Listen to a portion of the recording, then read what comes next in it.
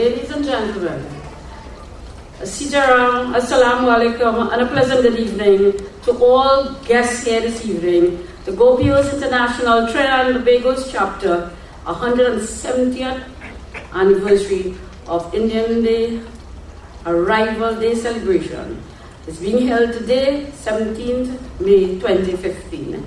Can we all please stand for the national anthem of the Republic of Trinidad and Tobago, please, being sung by members of the GOPIO local chapter.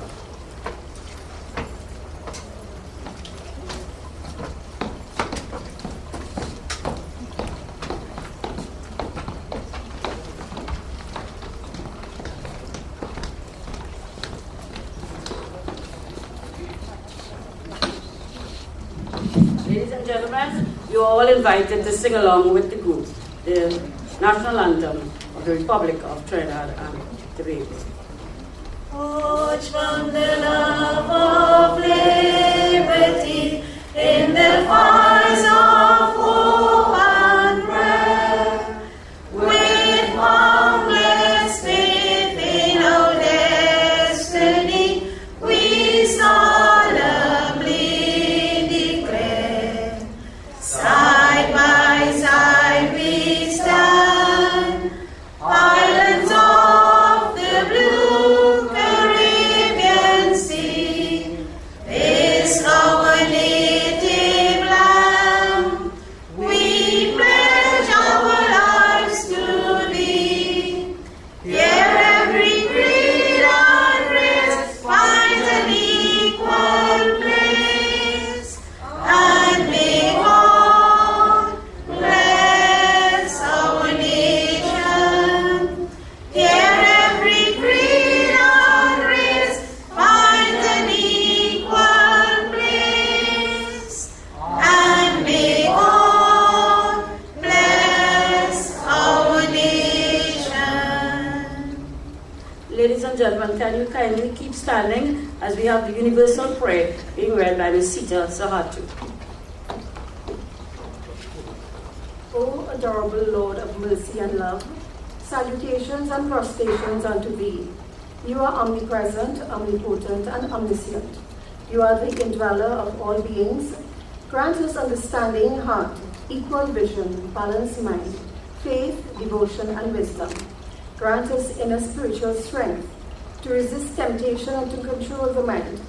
Free us from egoism, lust, greed, anger, and hatred. Fill our hearts with divine virtues. Let us behold thee in all names and form. Let us abide in thee forever and ever. Amen. Thank you, kindly be seated.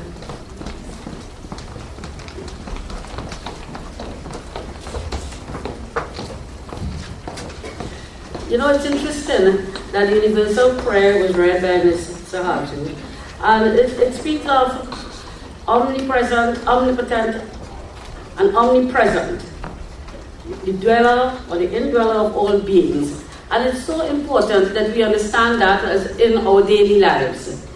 I know there are many persons here present who are very spiritual, who are very much in love with Trinidad and Tobago. And as we sing the national anthem, we also appreciate that Trinidad and Tobago is today our homeland, the only land that we know. We have Mother India that we'll always be associated with. But today, Trinidad and Tobago is our home. We have an equal place and an equal right to be in Trinidad and Tobago. And we must never for one moment think that we are strangers in our own land. This is our land today, and we need to understand that, appreciate that, and let that be known, that you are a citizen of Trinidad and Tobago, and Trinidad and Tobago is your land, as much as anyone else's. Well, to do the welcome address, we do have the president of the local chapter. And you know, it is so important that we see women's role and women being seen in the forefront so often. And I always take great pleasure when I have to introduce, not that I don't take pleasure introducing men to the podium, but I also take extreme pleasure when I have to introduce women who hold such important positions in the society because of hard work, dedication, commitment, and respect they have and have received from others. So it is my pleasure and my privilege to welcome Ms. Ina Mirage, the president of the local chapter of GOPIO International, Trinidad and Tobago, to speak to us.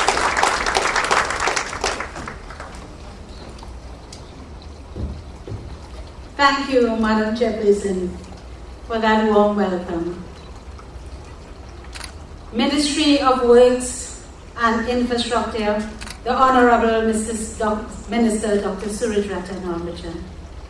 High Commissioner of India to the Republic of Trinidad and Tobago, Mr. Gauri Shankar Gupta, and he called and said he'd be a little late. His Worship the Mayor of Chaguanas, Mr. Gopal Budan. Special invited guests, ladies and gentlemen, Namaste, Assalamu Alaikum, good afternoon.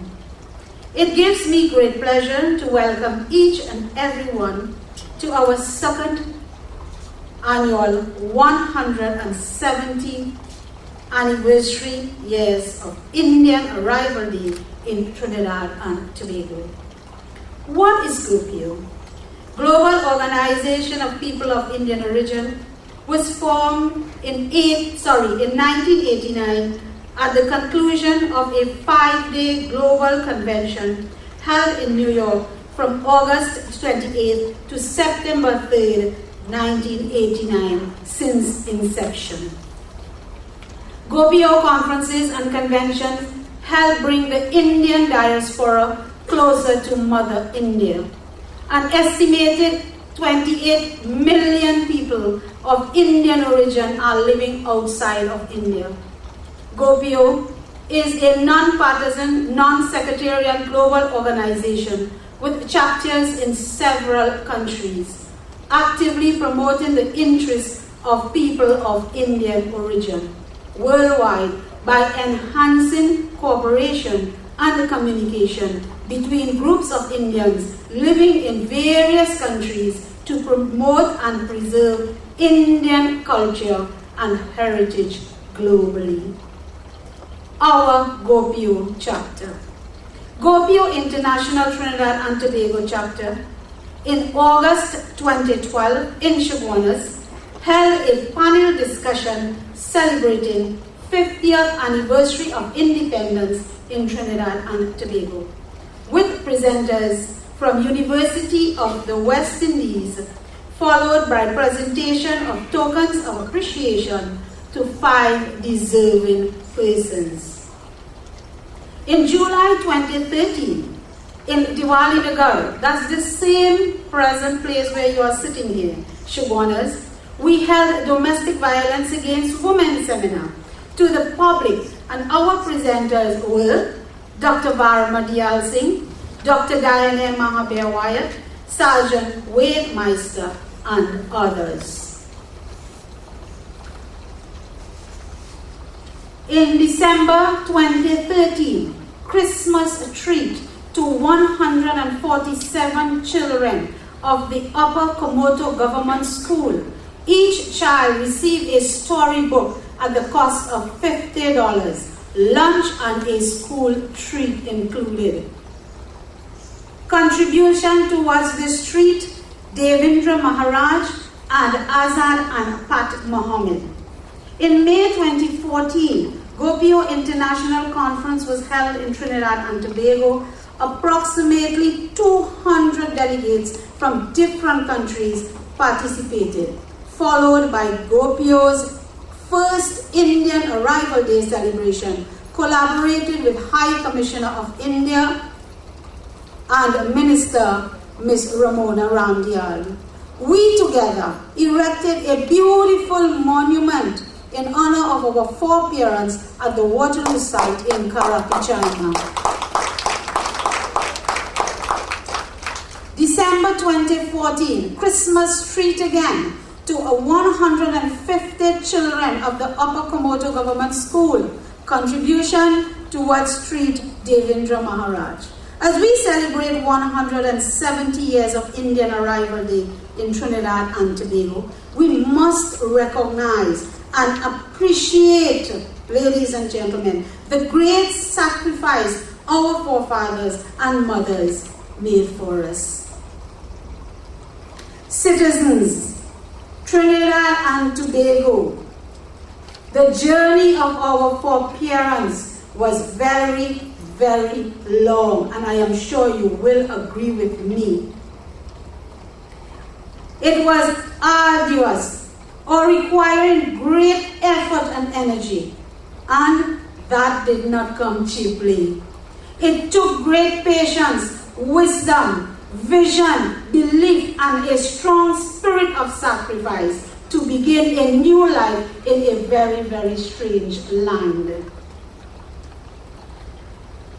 With the hope that one day their offspring would live, inherit, and reap the rewards of their countless labor, cries, and sacrifice they all experience. Ladies and gentlemen, they have built a stage for us to just dance upon. Are we appreciating that? The answer is yours. To our young boys and girls, be reminded from experience of our foreparents, there are no shortcuts to success. Discipline and dedication determine achievement. Not only of the labor that they gave, but also the culture which they brought and nurtured, and family values that have helped to preserve that very critical unit in society, the family. Once again, I take this opportunity to welcome you to our second Indian Arrival Day celebration 2015 on behalf of my executive members and members of GOPIO International Trinidad and Tobago chapter and all those who contributed their time, talent, and effort. Thank you. Thank you very much, President of GOPIO Trinidad International Trinidad and Tobago chapter. All our guests are indeed special, but we must say a special welcome to Dr. Surjatan Rambachan. We will be hearing much more of him later because he's supposed to bring us the feature address. But Dr. Rambachan, I'll tell you shortly, has been very instrumental in ensuring and propagating East Indian culture in Trinidad and Tobago, for which while he was at university, he encouraged young university students to get involved in East Indian culture, to understand the contribution their forefathers would have made and they would have to make to Trinidad and Tobago. But we will be hearing much more of Dr. Rambachan, about Dr. Rambachan later on. At this point in time, we are going to have for a bit of entertainment by the Mahatma Gandhi Institute. These young people are going to perform for us a song, and we are expecting, I do not have the names of all the performers, but we would have them kindly come on stage and I'll get the necessary information as to their names and addresses, but we do have a dance by the Mahatma Gandhi Institute.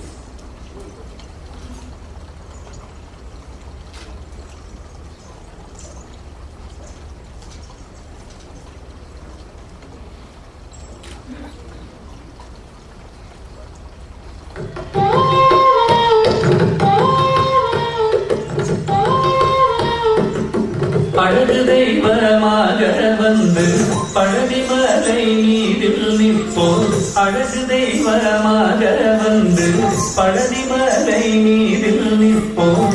Adishakti என்னை தந்தவன் அசுர தம்மை வென்றபடிவே. அழகு தெய்வமாக வந்து பழனிமலை மீதில் நிற்போம். ஆதிசக்தி என்னை தந்தவன் அசுர தம்மை வென்றபடிவே. அழகு தெய்வமாக வந்து பழனிமலை மீதில் நிற்போம்.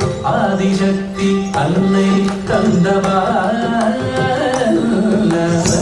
அசுரசம்மை வென்றபடிவே. அழகு தெய்வமாக வந்து பழனிமலை மீதில் நிற்போம். ஆதிசக்தி அன்னை தந்தவன் அவன் அசுரதம்மை வென்றபடிவே. நல்ல அமுதமென்னும் தமிழில் பாடிடும் அந்த வாழவே கருணை செய்யுடன் அமுதமென்னும் தமிழில் பாடிடும் அன்பர் வாழவே கருணை செய்வன் அதனுடன் குருவா உயர்சீலன் என்றும் அருள் சுதந்தே காக்கும் அனுகூலன்.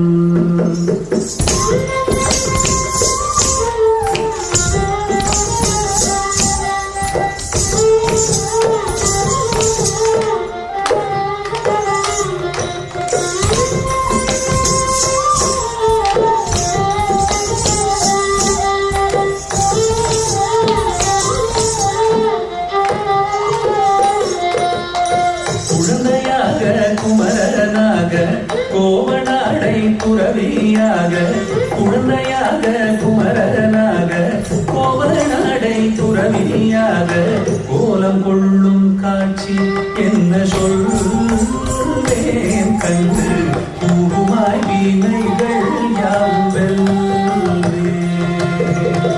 கோலம் கொள்ளும் காட்சி என்ன சொல்வேன் கண்டு கூறுமாய் வீணைகள் யாவும்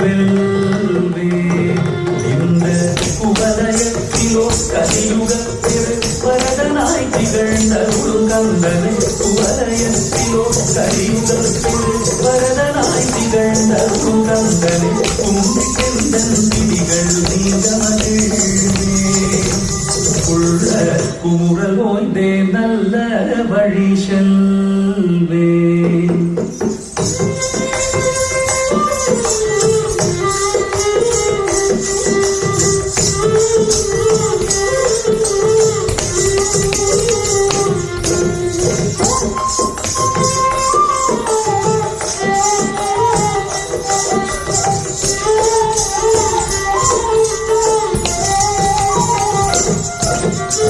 நீலமயில் மீதில் ஏறி ஆவினன் கூடியில் தோன்றும் நீலமயில் மீதில் ஏறி ஆவினன் கூடியில் தோன்றும் நிமலனாம் குழந்தை முருகேசன் போய நித்தில பொன்முருவல் வள்ளினேசன் நிமலனாம் குழந்தை முருகேசன்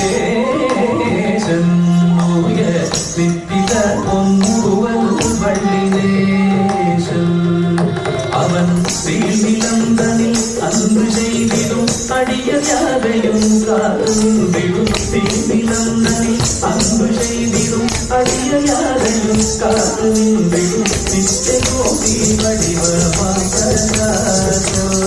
வடிவமாசூழல் நெஞ்சை நீங்காதென்றும் அங்கு வாசம் நித்திய ஜோதி வடிவமா பிரகாசம் தூரல் நெஞ்சை நீங்காதென்றும் அங்கு வாசம் நித்திய ஜோதி வடிவமா பிரகாசம் தூரல் நெஞ்சை நீங்காதென்றும் அங்கு வாசம் பாபா முருகா வடிவேலகா பாபா முருகா வடிவேலகா பாபா முருகா வடிவேலகா பாபா முருகா வடிவேலகா பாபா முருகா வடிவேலகா பாபா முருகா வடிவேலகா பாபா முருகா வடிவேலகா பாபா முருகா வடிவேலகா பாபா முருகா வடிவேலகா பாபா முருகா வடிவேலகா பாபா முருகா வடிவேலகா பாபா முருகா வடிவேலகா. My Aji, when we went to get a pension for her, they had to provide a birth paper, and they had born at sea.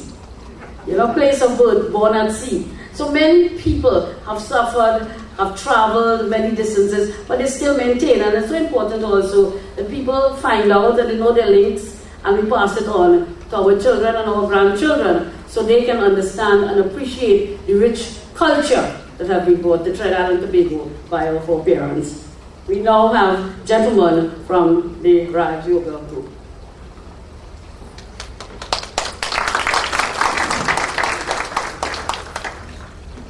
Namaste, Assalamu alaikum. A pleasant good evening to all of you.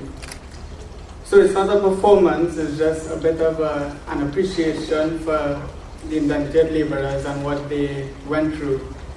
But what I'm about to share with you is on a topic that really, from what I've observed, has really been on the rise in social networks, and that is spirituality. And now, not knowing, but our ancestors, at the core of them, it definitely was spirituality. And the first 100 years of indentureship, it's one of the finest in world history in terms of spirituality. And why I'd say that is because the faith of the indentured laborers was nurtured by the code of ethics of Dharma, of their religion. That's what they brought with them. This practice and belief gave them hope and courage, and it was through this perseverance, tolerance, and faith that they were able to remove the darkness of oppression. Saying that spirituality is might when it is maintained and sustained, and its elevated spiritual directions give light or shows one the way. And this is what our ancestors have used their whole life, because they were under so much hardship by the colonial masters and so on, but they pushed forward. And not to mention, but the women in particular, which is what I'll share now, they may not have been able to read or write, but that did not make them illiterate.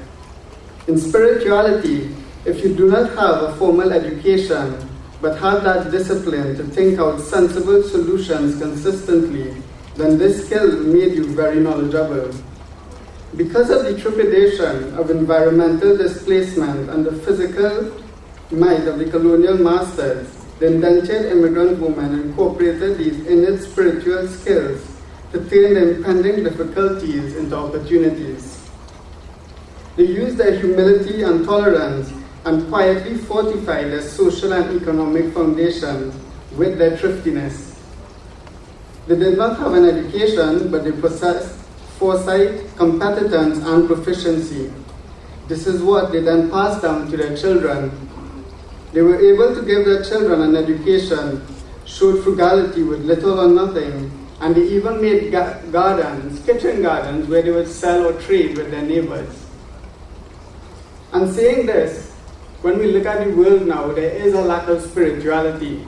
In different homes all around the globe, you actually see that there's not that value anymore. So our ancestors, they labor, and that was what we saw. We gained from that because we saw the value in that. But now we're so caught up in jobs and work, there's no time to actually focus on what values are. There's no virtues being shared as much as it was then. So while we were laboring, we did more. But when we don't have to labor anymore, we don't have that. And this is why I bring to you a solution for this time period where you don't have to labor. And it brings in a bit of science and spirituality, and it's actually a test that was done, and it's called the 100 monkey effect. Now what this actually is these scientists, they would feed these monkeys a fruit, but they would roll it in the sand, and so when they went to eat it, it was a bit, the sand and so on was there, and they didn't like it. But one monkey decided it would go and wash it in the sea. Having done this, all the family of that monkey and then further monkeys continuously went and started doing this because it took all the sand off of it. And based on what the scientists have said, they estimate that when the 100th monkey actually performed this task, it was as if there was an increase in a vibration, because they noticed that at another show where they were doing the same thing, where the monkeys weren't doing that, they started to do it. So what this actually shows is based on the same thought or so on, there's an increase in the vibration or an increase of a collective consciousness then. And there have been other tests where in huge gatherings, and this was just yesterday I was reading this, where there were 7,000 people who would continuously do meditation and so on, or prayer. And in that particular city, terrorism had decreased. Because of this one thought, and thought carries energy, and everything in its most fundamental form is energy. And when this energy, when these thoughts are spread, so let's say we think about peace only, that actually has an effect on matter itself and consciousness of people. So what I'd like to ask all of you here, because we have over 100 people I'm sure, is that just for 1 minute, we just go within ourselves, we identify ourselves as a point of light, and remember that your original qualities, your original virtues, that of peace, happiness, love, that is who you are. Not the body, but those virtues. And just think for a moment, start to feel these 3 virtues, or just 1 virtue if you want, and really begin to experience that 1 quality. When you begin to feel this, that in itself is a thought, and that thought creates energy, and that energy has a vibration. And that vibration, if we all do that just for 1 minute, it actually has an effect. You may not see it physically, immediately, but definitely it has an effect. So just for 1 minute, we'll just stay in silence. Thank you.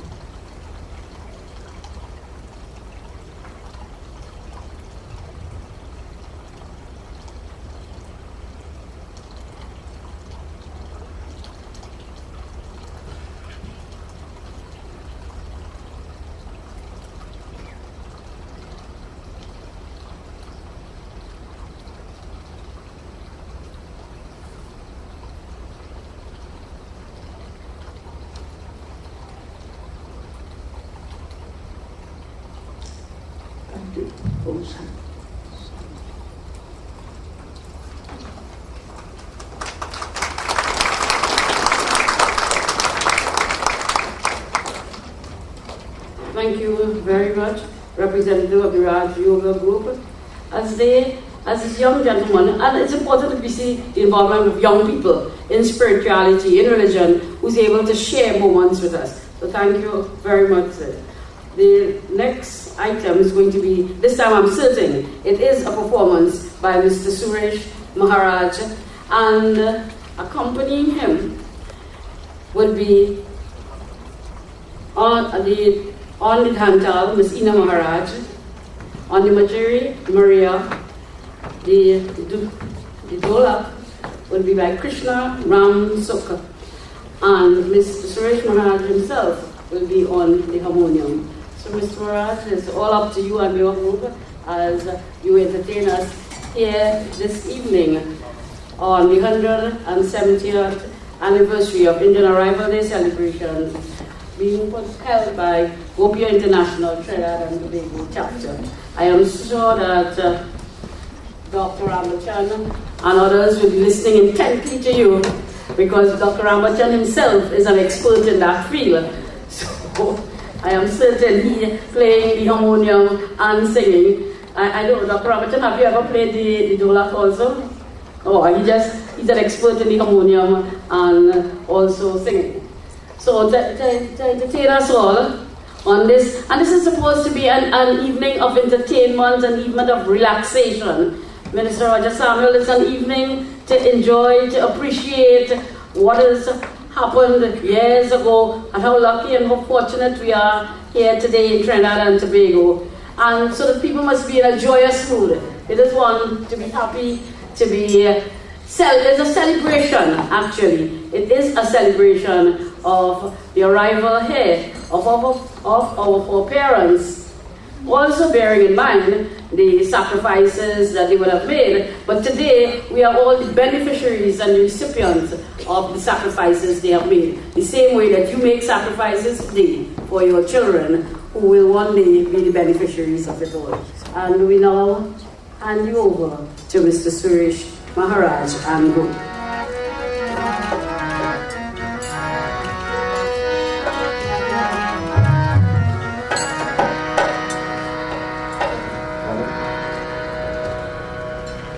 दोस्तों प्यार से नमस्कार। मैं दो दिन गाना चाहता हूँ और मैं आशा है आपको पसंद करेंगे।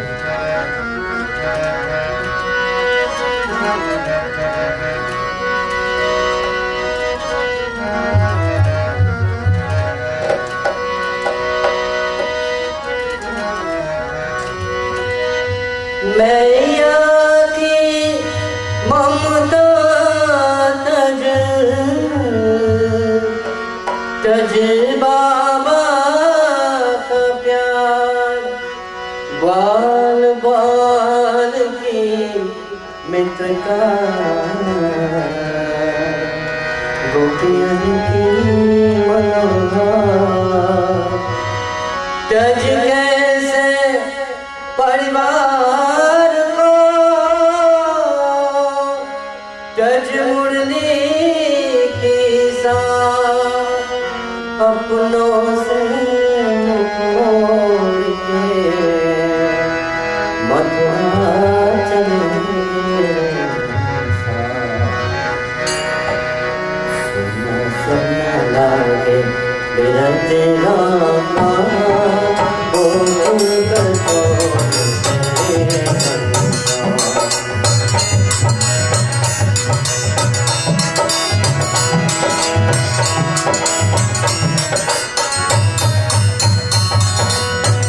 यमुना रोए मधुबन रोए रोए कदम की चैया ओ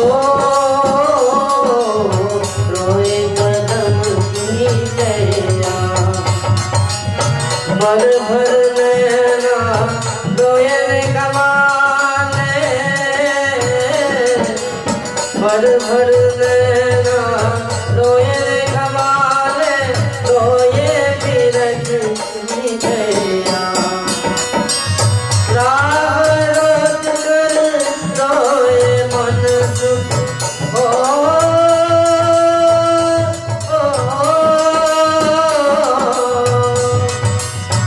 राह रोत कर रोए मन सुख गए हो गए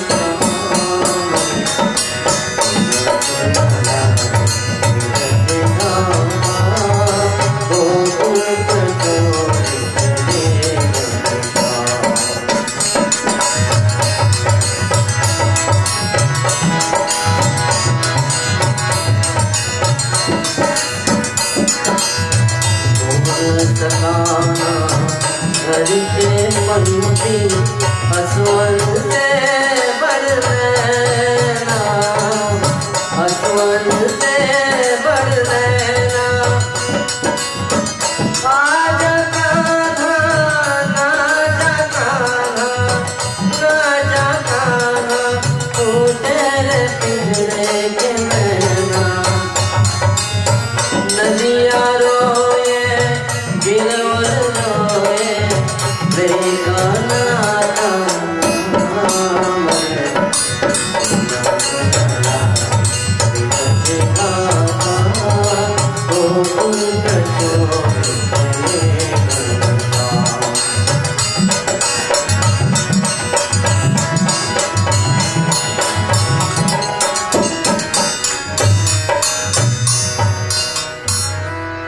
प्रेम दीवानी राधा रानी घड़ नैनन में पानी हो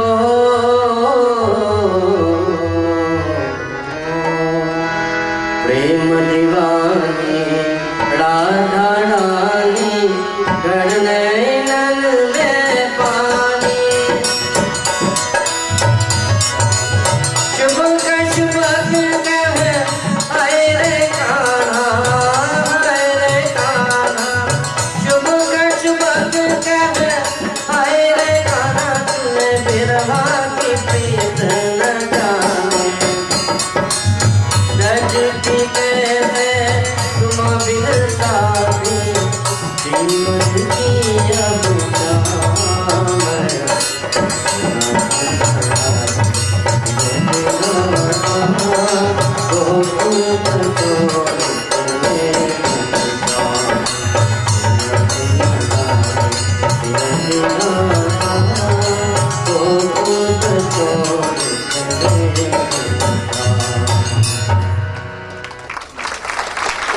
Thank you very much. My other song says, there is some kind of magic in this world that keeps me alive.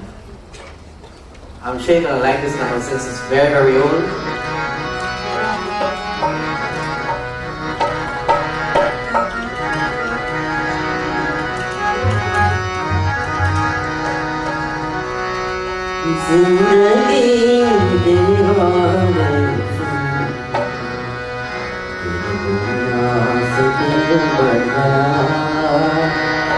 मैं यहाँ जीत जी मर गया जिंदगी तेरे बाद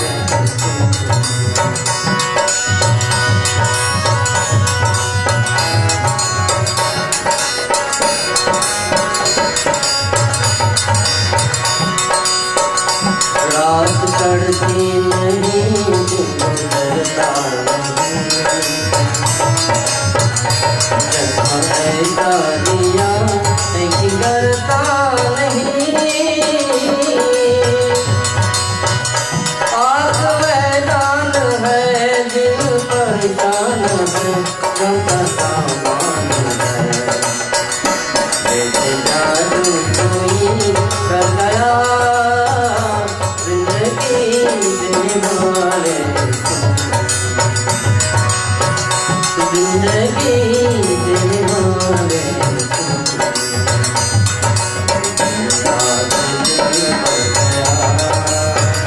मैं यहाँ जीने जी मर गया जिंदगी देने वाले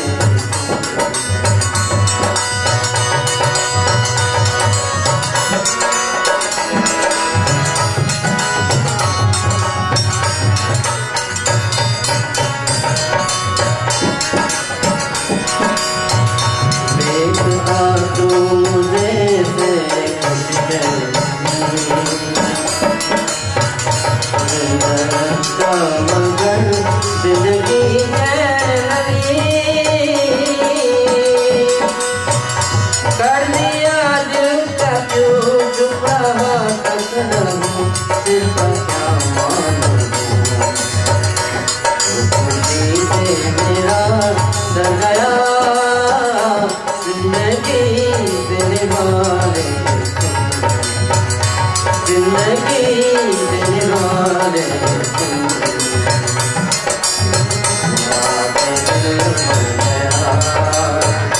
मैं यहाँ जीते जी मर गया जिंदगी देने वाले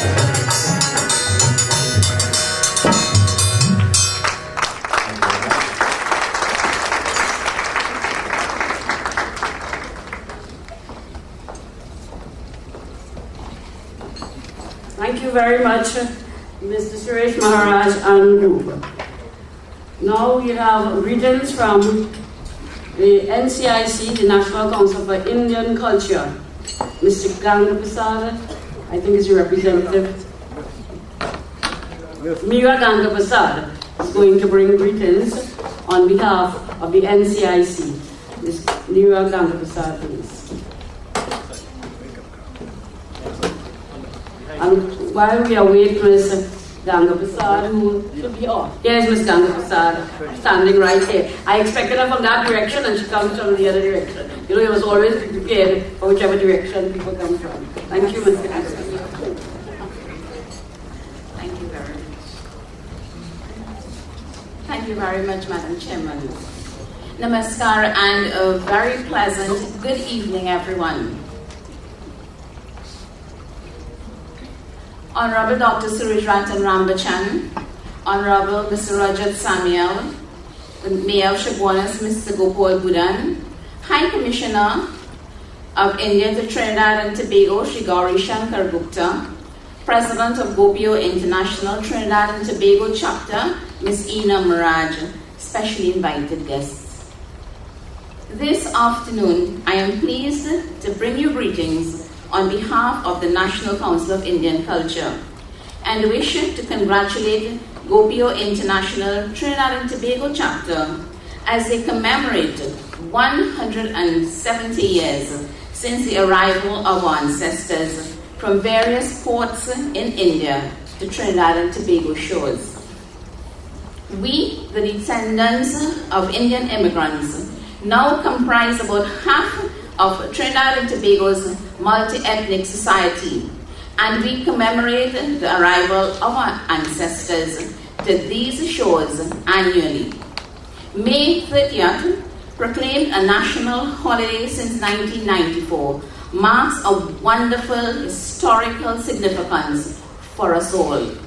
We hold near and dear to our hearts our ancestors who made that arduous journey and traveled halfway around the world, crossing the Kalapani full of hope and high expectations, for they were told they were going to Trinidad, the land of sugar. Extremely hard work surprised them, I think. The ability to save little by little, mixed with high hopes and a spirit of adventure, allowed our ancestors to improve their economic conditions over many long years. They sacrificed and remained faithful to their traditions, their values, and their principles. To each of them, they were hoping for a dream to come true. Today, we celebrate the Indian influence in our society in aspects of religion, culture, family systems, business, education, firm beliefs and customs, and of course politics, among so many others. Our ancestors have left us a most inspiring legacy and a firm foundation. Do we just bask in their achievement, in their glory? No, no, no. Let us continue to build upon that strong foundation and match their indomitable spirit of adventure. Let us use our God-given talents and skills and continue to build this nation of Trinidad and Tobago, of which we can be proud. Proud to bequeath to our future generations. A prosperous nation for all of us. And I would like to close with this little prayer. Dear Lord, I pay obeisance to our ancestors for truly epitomizing sacrifice, facing the vast unknown with all the attendant hardships involved, being bereft of solace from family life and from all the family that was left behind. A world far away, yet they ventured forth, fueled by intense faith for a better tomorrow for us, their offsprings, thus enabling us to be who we are, strong, resilient, and worthy architects of this land of Trinidad and Tobago, our beloved Trinidad and Tobago. With intense gratitude and love, we salute them all. Do bless their souls, dear God. Om Shanti, Shanti, Shanti. Thank you very much.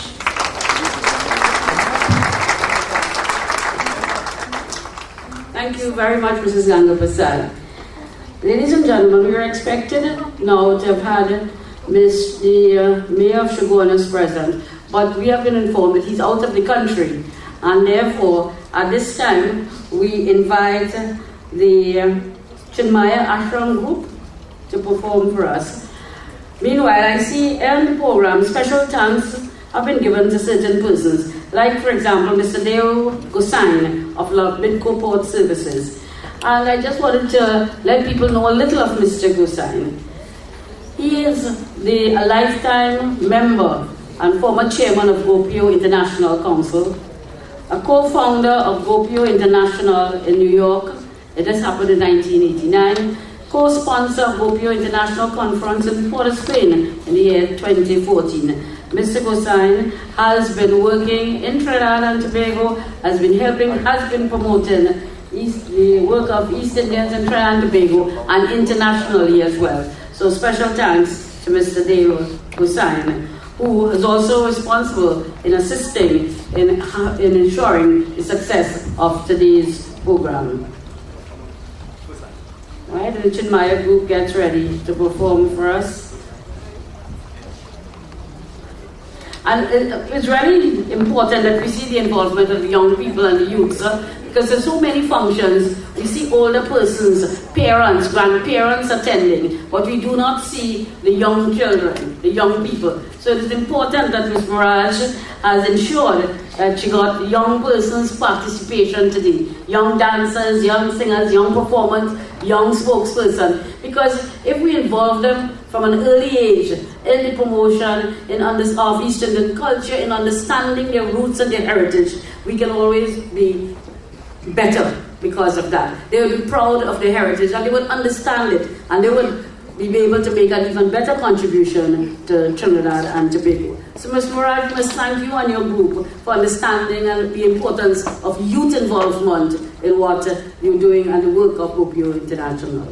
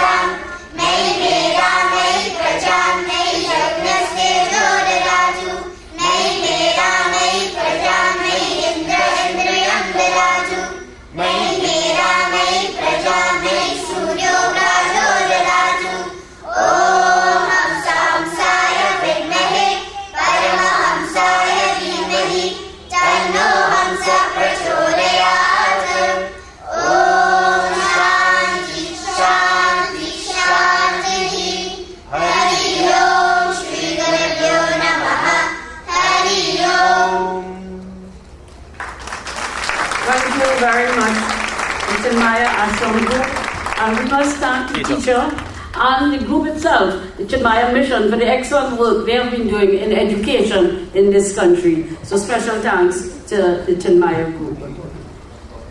The next speaker I'm about to introduce, ladies and gentlemen, we may all know, sorry, I think there might be a change, a slight change in the program. So,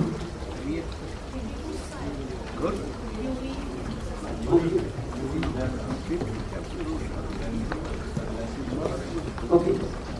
Well, we now introduce the University of the West Indies Hindu Society Group, Mr. Vimal Devarine. No stranger, because we have had on my morning program, Morning Panchayat, from 6 to 9 on the morning, we have had the UWI Hindu group on many occasions visiting us and telling us about the work that is being done by this group at the University of the West Indies, whether it is for Indian Arrival Day or Diwali, for any celebration that's of religious nature. The group is very much involved in the promoting and informing and educating young students out at the University of the West Indies. Their functions are open to everyone at the university and is usually free of charge. So I know of the excellent work as done by the UWI Hindu Society Group, and we have Mr. Vimal Devanarine now and group to entertain us. And again, we see young people involved. And at the university, you realize many of the persons there are usually under 25, very young persons. And to see that we have been complaining about our youths not having direction, our youths have lost their ways, and we have been saying so many things. But yet when you go to UWI and you look at many of the youths who have come from Indo-Trinidadian background, they tend to bring with them something that they would have learned. And this we see in the way they organize themselves, the dedication to school, to religion, to activities. Not saying that they are not exceptions to the rule. Of course there are exceptions. There are some who behave very, very badly. But generally, you would find that many of these young people get involved. And especially so, and it's significant, that a lot of young men get involved. And I'm surprised that not many young girls are involved in the promotion of culture and involvement as we see the young men. So I think we now hand you over to Mr. Vimal Devanarine and group of the UWI Hindu Society. Sitaram. Assalamu alaikum. Good afternoon, each and everyone. I'm going to sing two bhajans this afternoon. The first one is a bhajan that was created to honor our forefathers and to encourage the youth of today to respect and honor their culture as well. The person I learned this particular bhajan from is in this very audience, and I'd like to thank Uncle Jaigran for teaching me so many that he has done from since I was a very little boy. Oh, children of noble and ancient culture, awake the time has come to rise, united with courage and strength together, rise up, awake the time is right. Oh, children of noble culture.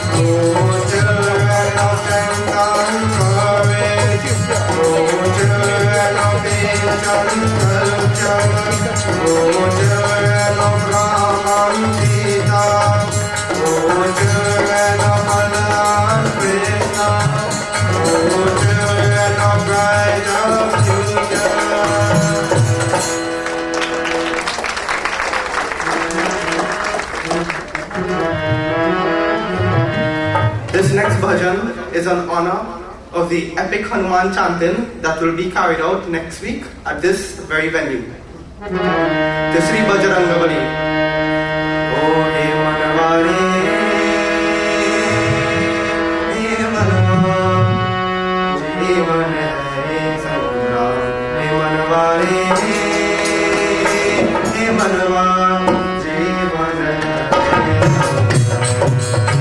ओ भजले राम राम राम, भजले राम राम राम, भजले राम राम राम, भजले राम राम राम, मनवारे, हे मनवा, जीवन है संग्राम, मनवारे, मनवा जीवन है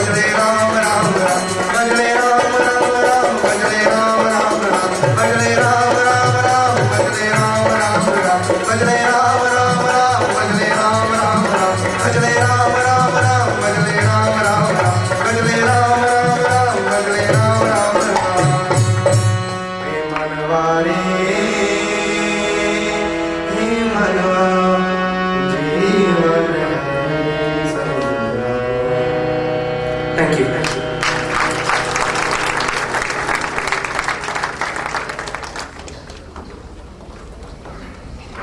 Ladies and gentlemen, can we hear it once more for Mr. Vimal Devanarayan and group?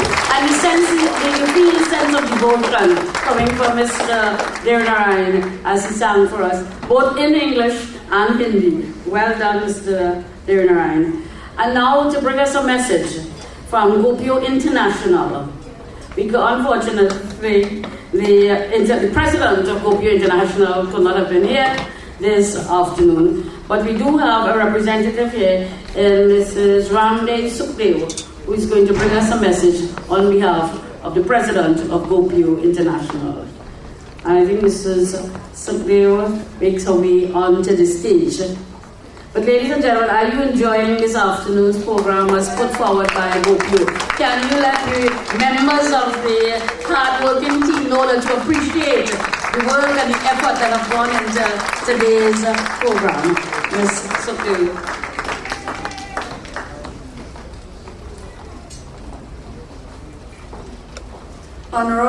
Honorable Ministers in our presence, Dr. Surajratan Rambachan and Mr. Roger Samuel, GOPIO members, performers, and all of our other invited guests. Sitaram, Assalamu Alaikum, good evening. As the chairperson said, the president of GOPIO International was unable to attend this function, and he has emailed us his presentation, and this is what he says. On the occasion of the 170th anniversary of Indian arrival in Trinidad and Tobago, the Global Organization of People of Indian Origin, GOPIO, acknowledges and the continuing efforts of GOPIO International, Trinidad and Tobago Chapter, and other organizations to remember and pay homage to those who left India for Trinidad and Tobago and other colonies to seek better livelihoods for themselves and their descendants. We join with GOPIO International, Trinidad and Tobago Chapter, and others to pay honored tribute and express our gratitude to those who made the first journey as indentured laborers from India to Trinidad and Tobago in the year 1845 aboard the Fatal Razak. We are always reminded of their pioneering spirit, determination, persistence, and endurance under extremely harsh conditions. While survival must have been the primary concern, they persevered to maintain their sense of origin, traditions, culture, and religion.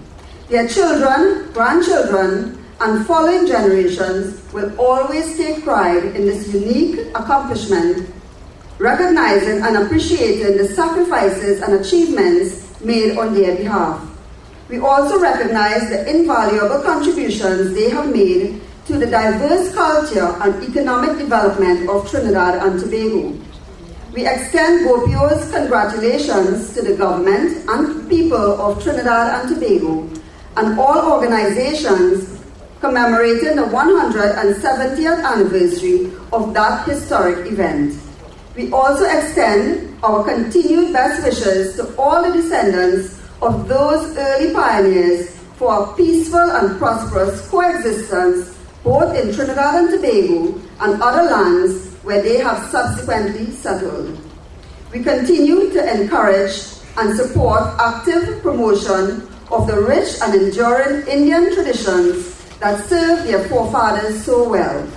We also wish to remind all the descendants of those early pioneers to recognize and reach out to others of Indian origin whose forebears also embarked on similar journeys. Thank you.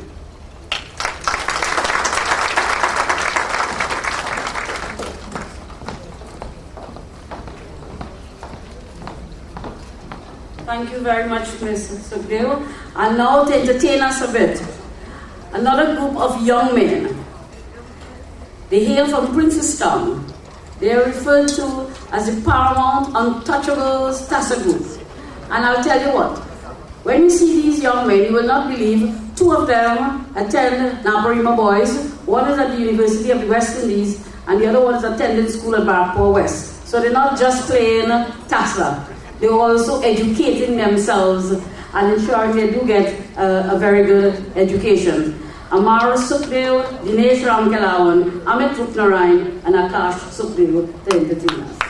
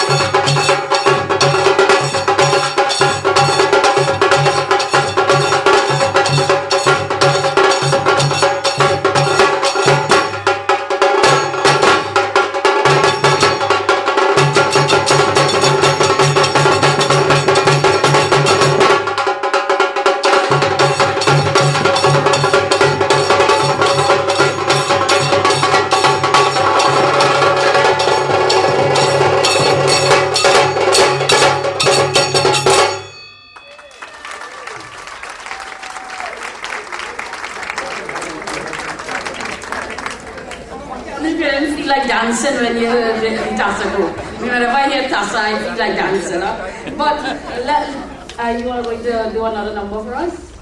Or if not, I want you to meet these young men so you can see the names, you can see the persons and identify them as very young men with bright futures. Mr. Amaro Sukliu, take a bow, please. Mr. Dinesh Ramkalawan. Amaro is at the Naparima Boys, Dinesh is at Barco West. Mr. Amit Rupnarayan. Would you believe I asked them if they have a preschool at University of the West Indies, because he is at University of the West Indies. And Mr. Akash Sukliu, who's also at Naparima Boys. Thank you all very much. And now, to bring us a message, a gentleman whose brother's name is quite familiar in the politics of Trinidad and Tobago, much more than this gentleman. His name is Malik Bisoon. Many persons who would have followed the politics of the United Labour Front, United National Congress, Club 88 would know the name Malik Bisoon. Not many persons will know of his brother, Ramnarayan Bisoon. Ramnarayan Bisoon, former chairman of the 3rd Mandir in Ontario, Canada.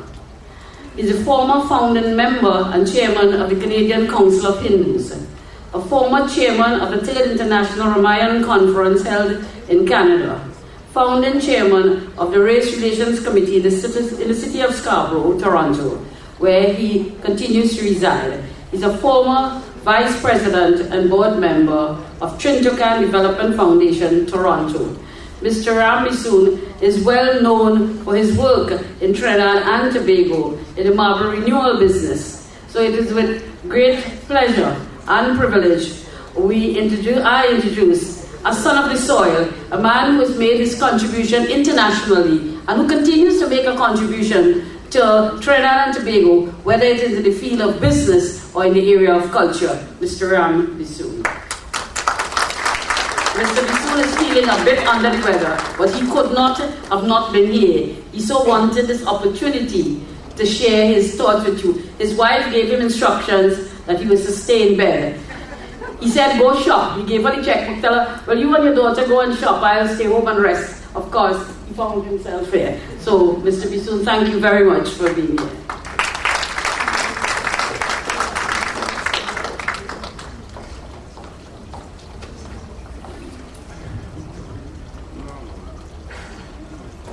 Thank you, Madam Chairperson. I'm sorry I'm a little bit, if I'm trembling, I'm a little bit overdosed with medication. A few weeks ago when I came into Trinidad, I contracted bronchitis and it's pretty bad, but I thought GOPIO is very important to me. And Carol said in her introduction, a lot of formers, because I'm largely retired from community work, where I've spent most of my time in the last 46 years in Canada. I wanted to talk to you about GOPIO, particularly, and why GOPIO? Who is GOPIO? Okay. And with that in mind, I want to thank the erstwhile chairperson of GOPIO, who has taken this organization over the last couple of years and has brought it with a core of ladies, have brought it to where it is today. She reminds me particularly of the type of energy that I exhibited when I was a young person in Canada. We cannot say enough about her. And the reason why I wanted to talk to you about GOPIO today is the fact that I have heard, and this is my GOPIO hat, the fact that I have heard in Trinidad on several occasions a lot of negative reports about GOPIO and who we are and what we are and how stupid we are and all those kinds of negative comments. Who's GOPIO? GOPIO is every person anywhere in the world, and the number is closer to 30 million now. Anywhere you live. Whether I was fortunate last year when we had 2 ladies show up from a little dot in the Pacific Ocean called Reunion Island. And they both had PhDs, both Indian women, speaking French. So wherever we are, every one of you here, you're a member of GOPIO. And what we do at GOPIO, we intercede with governments around the world to ensure that the things we do, the people whom we are, okay, that we are recognized and we are made comfortable wherever we are. And to that end, when GOPIO was formed, and we were fortunate today that we have one of the founding members of GOPIO sitting with us in Deo Gosai. And why was GOPIO founded in New York? Why wasn't it founded in India? Why wasn't it founded in Trinidad and Tobago? And the reason for that is very simply, we belong to the second wave. And identity is most important to us. Okay? In Canada, we worked hard, yes. In my work with Canadian Council of Hindus and working with the government to bring a Multiculturalism Act in place. And we use that act to solve a lot of problems, racial problems we've had. Okay? The same thing. People like, you don't know, we talk about the diaspora. And I've been hearing prime ministers from Basdeo Pandey, from A.N.R. Robertson, Basdeo Pandey, Patrick Manning, and our current prime minister talk about the diaspora. Okay? We, and what are we? Every person, okay, of Indian origin, if you're not first generation, you belong to the diaspora. In fact, GOPIO was instrumental in the government of India creating a Ministry of Overseas Indian Affairs. And why did the government of India do that? Because the government of India saw, I'm sorry folks, but if I lose it.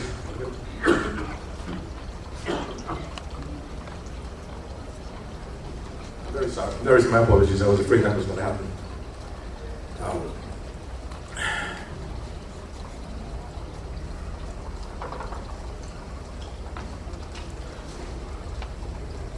The government of India saw us as an asset. Okay? Wherever we are, there's 30-odd million of us. We form a sector of society where we're unique in the sense that we have the highest number of professionals in our community. We have the highest per capita. We have the highest number of business people in our community per capita where we live. We are the lowest in crime, and we are the lowest in unemployment. Okay? And we are also consumers of our home products.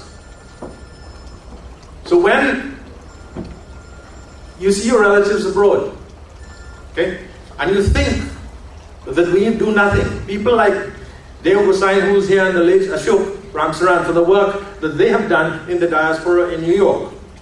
I want to recognize three of the, to me, the most influential people whom I know in the community in Canada, of all community leaders. And when I was elected as chairman of the Race Relations Committee, I was elected by 200 leaders from the community around the world. A fellow from Felicity named Deo Carnahan. Another one who comes from Indian Trail named Andrew McLeod. Another one who comes from San Fernando named Afzal Abdul. All three of them are deceased. And my continuing friend Dean Aziz. We formed an organization called Trintukan Development Foundation. And recently, just before Carnival, I'm surprised none of you took umbrage at it. A fellow from Princestown chose to write a letter on The Guardian saying that those of us in the diaspora should go away. Don't come to Trinidad because we come and we boast and we say all kinds of things. And I've spoken to several learned and old journalists in the country who told me, yes, the diaspora, the Trinidad and Tobago diaspora overseas, are not like by Trinidad and Tobago. Let me tell you something. With these three guys, Deo Carnahan, Andrew McLeod, Afzal Abdul, and Dean Aziz, and myself, we've done in excess of $10 million US worth of charitable work in this country. But that's the group, that is what GOPIO is all about. GOPIO is not a religious organization. GOPIO does not see sex, does not see race, does not see religion. GOPIO sees one thing, and that is that you are a person, whether you're a quarter Indian or not, you are a person of Indian origin. Okay? And that is what we reckon. I'm going to come here to do two things. One is to ask you to set aside whatever negative thoughts that you heard of GOPIO. We are doing a lot of good work around the world. Okay? Please join Ina and her executives. Help make us stronger. And the reason why you see a lot of young people today performing is the fact that we want to focus on the young people, the youth, okay, who are the future of this country. I'm hoping that, and I'm very glad, I was kind of hoping that I wouldn't see a lot of empty chairs disguised as attendants here today. I'm very pleased. When we had our last meeting a week ago, we were kind of wondering who was going to fill the room, and I'm very pleased at the turnout today. And for that, ladies and gentlemen, do me a favor, give you and our executive a loud round of applause. You're well tired. And believe it or not, there was only one, apart from myself, there's only one man in the group. It's Ina and 5 or 6 ladies. Anyway, that is the help I've come to beg you for, to support GOPIO, to be proud of who you are, what you are, wherever you go, that you're a person of Indian origin and that you contribute to every society where you are. The same as we do here, and the same as we do in Canada or the US, or whether you live in Australia or you Reunion Island. We contribute, people of Indian origin contribute wherever we live. If we were born here, we've taken from our ancestors their teachings and their code of ethics and all that is good that they've taught us. Yep. Sorry, folks. The other thing I'd like to do is to salute a young man in this audience. And anybody, I always refer to anybody under 74 years old as a young man. He came here 3 years ago and to bring facets of Indian culture to us, or to continue the work that the High Commission has been doing for quite a number of years. His term is up. We know that he's going to be leaving shortly. And I'm talking about Sri Jagdish Arya. Jagdishji, please give him a round of applause. He's worked very hard, and I would ask you to continue. Take your children. And he has expanded the reach of, through the High Commission, which is now led by Excellency Gauri Shankar Gupta. The program continues to expand, and even though I'm sure that there will be a worthy successor, who perhaps not yet, but will be here shortly. Jagdish, we thank you. Okay. We value your friendship while you were here. When you leave, please don't forget us. And come back and visit us soon. Remember a former officer who had the same position, Sri Professor Adesh Ji, who happens to be my guru, came back. Thank you very much, ladies and gentlemen.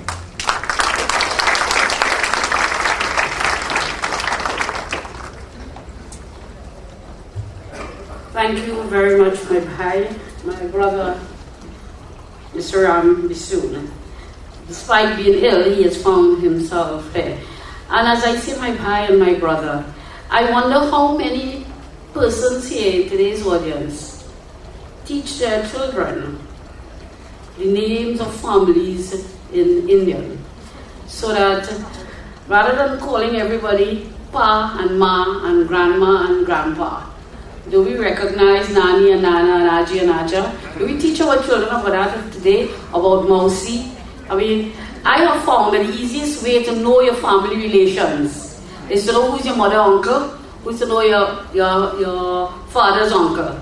They are Hindi words, Hindi names that directly recognize and you know who these people are. Do we teach our children that today? Food for thought, maybe some of us can begin to practice that. We can't lose anything. So if we can't lose anything, then there's nothing wrong with doing it. I must recognize, of course, Brother Hari Prasad, who is here, the president of the IRO. Also, Dr. Kumar, who is here, who is also well known. He's an author, and he's very much involved in the work of GOPIO International.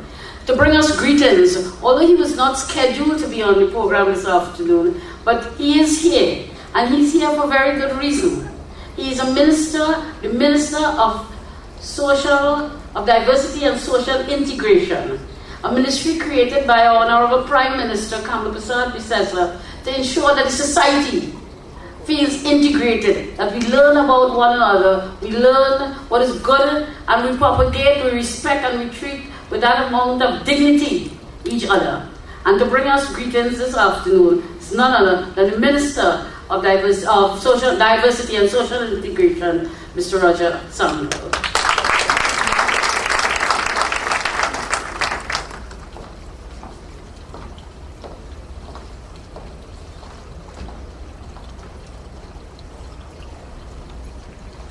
Good afternoon, everyone. Normally I have to do that twice to feel good. Because, we live in a time when you say good morning, good afternoon, few people answer. So I would say it again, good afternoon. That sounds so good. The Honorable Dr. Suraj Rambachan, Minister of Works and Infrastructure, and the Member of Parliament for Tabakit, the High Commission India, the management and executive of the GOPIO Trinidad and Tobago, Brother Hari Prasad, the president of the IRO, and all of you wonderful and honored guests that are here today. I am elated to be here, members of the media, likewise. I wasn't down to speak, and that is why the moderator had so much difficulty in determining which ministry I was involved in, but the ministry that I've been given the responsibility for is the Ministry of National Diversity and Social Integration, a ministry that has the remit to look and to see how we can far more integrate our society, as well as bring forward the essence and utilize and harness the diversity of a nation that is so blessed that we call Trinidad and Tobago. But I'm excited to be here because under the remit of this ministry is the idea of all of our celebrations, all our national celebrations, all of our religious celebrations, and Indian arrival is also part of the remit of the ministry. And this year, as you have reported thus far, it is 170 years of arrival, 170 years that we are celebrating this year. And we know for a fact that it is not an easy thing to have gone through 170 years. Many folks that are alive today would have heard and would have experienced the many stories of those that would have journeyed for the many years and would have arrived on the shores of Trinidad and Tobago and processed in that little island called Nelson Island. Nelson Island having its own history, its history of processing, its history of other races being assessed there, as well as Nelson Island being that place of incarceration for union leaders and those days of the 1970 Black Power movement. So even though Nelson Island has a rich history, part of that history is the arrival and the processing of indentured laborers in the early days when they journeyed here from their motherlands and experienced for the first time on the shores of what we call the Twin Island Republic, though there are about 6 other islands that we sometimes do not ever speak about. But Nelson Island seems to be integral and part of the history of the arrival of indentured laborers here in Trinidad and Tobago. So when you speak about the arrival of indentured laborers, you also have to include the relevance of that little island called Nelson Island that plays an important part, an integral role. And I want to let you know something. The government intends to develop it. I see Dr. Huar here, intends to develop it significantly. Other nations and other islands have islands that are similar to our islands. You have Ellis Island that has a similar history of processing, and they have developed it tremendously, where there are hundreds of thousands of visitors on a yearly basis going to those islands to now look at the historical aspect and trace those roots that are there. And we need to do the same thing with what we call our Nelson Island. And in the same spirit of adventure, as people would have left and journeyed from a far land, coupled with their admirable ethics and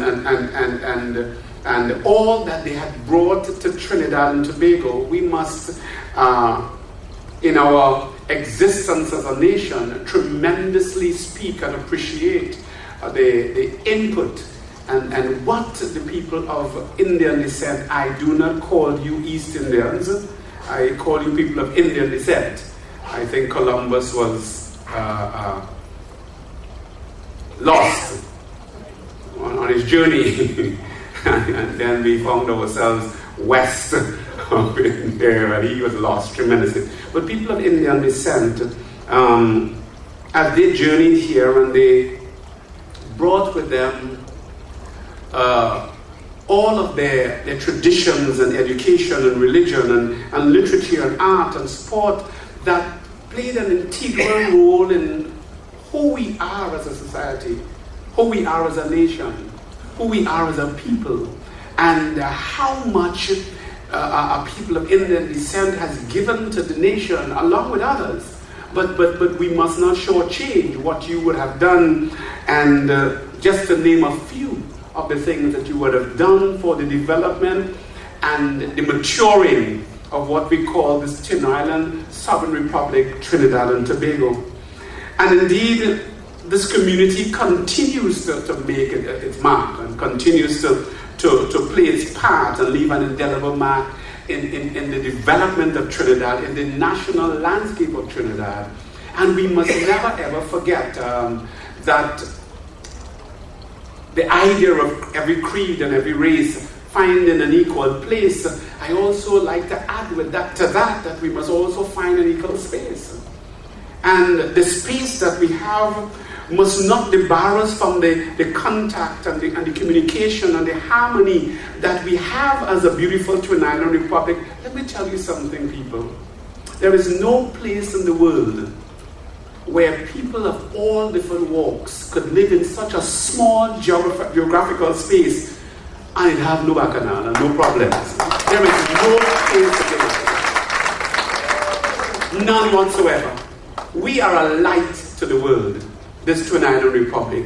We are an example to the world, that we could sit here and rub shoulders and respect each other regardless of your ethnicity, your race, your religion, your practices, your culture. We can exchange and participate in each other's culture as one melting pot and be this happy community that we all are. And the world needs things like that. They need to have that kind of experience, and we have something that we can export to the world, and that is our oneness, that is our togetherness, that is our respect for each other and the care that we have for each other, and how we are able to appreciate each other every day. And we can be different, but we don't have to be indifferent. And it's so important for us to see that. And I want to commend you as a society, as a people, for what you have done for the world, but for Trinidad and Tobago. And that you must not stop, but you must continue to progress, you must continue to persist, and you must continue to now help in the process of the rest of a nation understanding its diversity and cherishing its diversity, and then making this diversity some jewel or some gem for the world to look in this direction, to a little island that is almost a dot that can hardly be seen, where every creed and race can find an equal place. I want to congratulate you for what you have brought, what you have done, and what you will continue to do in the development of this wonderful place that I love so much, Trinidad and Tobago. May Almighty God continue to bless you in your endeavors, and may we continue to build this wonderful place, Trinidad and Tobago.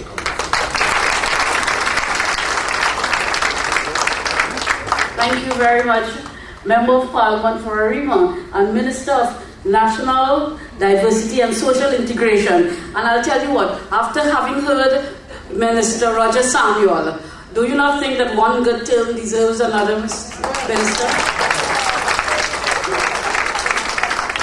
And now, it's my pleasure to introduce to you the High Commissioner of India, Shri Gauri Shankar Gupta. I'll tell you what, every High Commissioner who visits Trinidad and Tobago, and I've had interaction with several High Commissioners, they are always amazed at Trinidad and Tobago and what is happening here, and the people, and the richness of the culture, the richness of the music, the song, and the dance. They find it unbelievable that this little speck, this little dot, somewhere out, far, far away, there could be so much richness in culture and in heritage. And therefore, it is my privilege to introduce the High Commissioner of India to bring us greetings, Shri Gauri Shankar Gupta.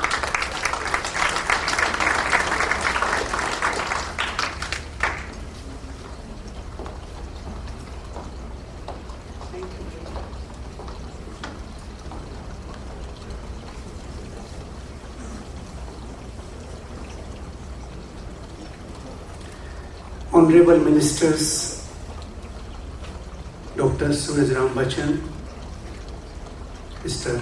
Roger Samuel, Mrs. Tiwari, Ina Maharaj, Brother Harry, and a large number of other distinguished people who are present in this gathering this afternoon. Good evening to everyone. Once again, it's a great pleasure and honor for me to be present on this function organized by GOPIO. I was a bit instrumental in organizing the big conference of GOPIO last year here, which brought people from all over the world.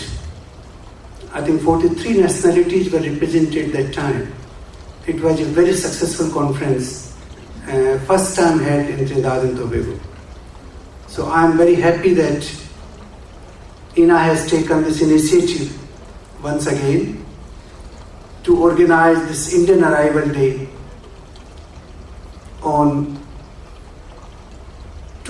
commemorate the 170th anniversary of arrival of Indians in Trinidad and Tobago.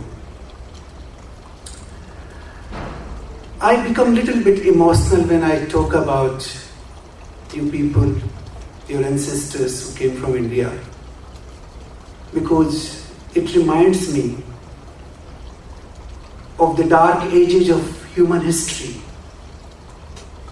when people were made to suffer by the colonial powers in the form of slave trade, in the form of apartheid, and of course in the form of indentured labor, which was a sophisticated name for slave trade, because when the slave trade was actually abolished, they reincarnated in another form and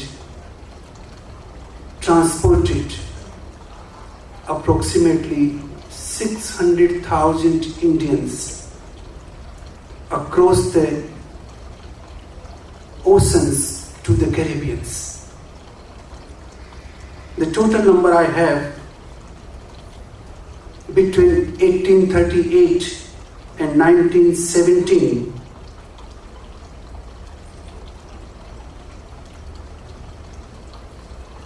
238,909 people were transported to Guyana, 143,939 to Trinidad and Tobago, 37,027 to Jamaica, 34,304 to Suriname, and smaller numbers to St.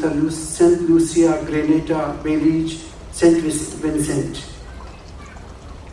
Similarly, the French also did the same thing. They transported from the French colonies, and we had a French colony in India called Pondicherry. So 25,500 people were transported from Pondicherry to Martinique, 42,326 to Guadeloupe, and 8,500 to French Guiana. These are recorded figures in the history. And these people were brought in very primitive conditions. Some of them were told that they are just going across the ocean. Some of them were told that they are going to Fiji. Some were told they are going to Mauritius. And they landed up in the Caribbean after a long voyage of approximately 100 days. Some of them died on the way. Some mothers gave birth to their children on the ship, and there were no facilities. So it was a deception by the colonial powers, and your ancestors had to suffer those humiliations, indignities, privations, and mental torture. Imagine you land up in a place after a voyage of 100 days where you don't know what to eat, what to wear, how to talk, because the language is different, clothing is different, food is different, music is different, festivities are different, and you land up in the Lanson Island. You are housed there in the barracks, like you house the cattle. This is how it was done. So your ancestors were brave.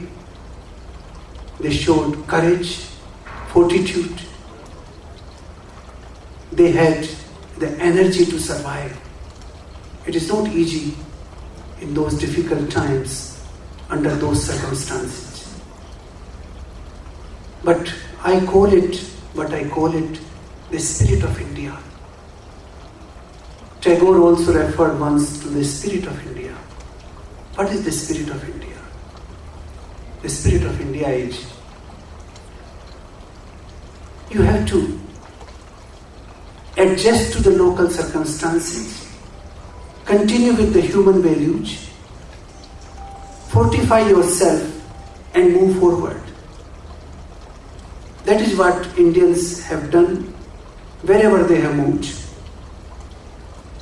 In the recent times, Prime Minister Modi has addressed meetings of Indians in many countries, including US, Canada, in Shanghai recently, in Australia, and everywhere he found the Indians have excelled in all the professions they are engaged in. Whether it is medicine, law, business, teaching, sciences, art, and sports. They are some of the crème de la crème in the society where they are settled. And that is why when I see you people here, I feel happy, delighted, despite my emotions when they go back in time, that you have done extremely well. Your parents, your grandparents sacrificed their comfort for your education, for your well-being, and therefore you were given best education. And today, we have many shining stars in the horizons in the Caribbean. A lot of people have excelled. There are names innumerable, whether it's field of sports, cricket, even a Nobel laureate in the name of P.S. Naipaul.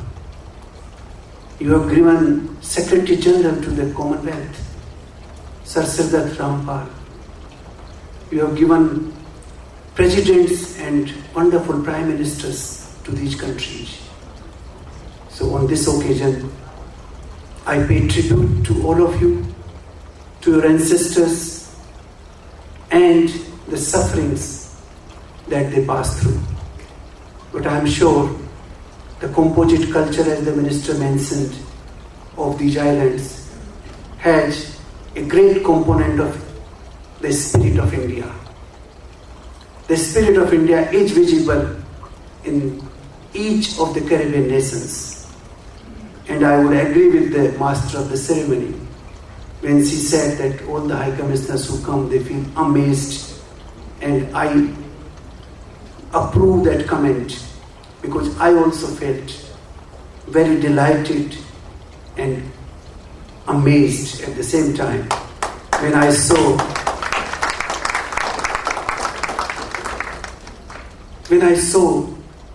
the vibrant Indian culture. Yesterday I went to inaugurate a temple, Kasi Vishwanath. It was an amazing experience to see how people have brought the murtis, how they have worked hard to create temples. Once His Excellency Dr. Suraj Rambachan told the story of a gentleman who created the temple in the sea. It was a moving experience. So there are many such people who have done. So on this occasion, I would just like to pay tribute to all of you, to the spirit of India, and you are a great chain between India and the countries where you are living. You are the citizens of these countries, but you are representing Indian ethos and the spirit of India. You are a great link, and I would like this link to be strengthened with time. Thank you very much.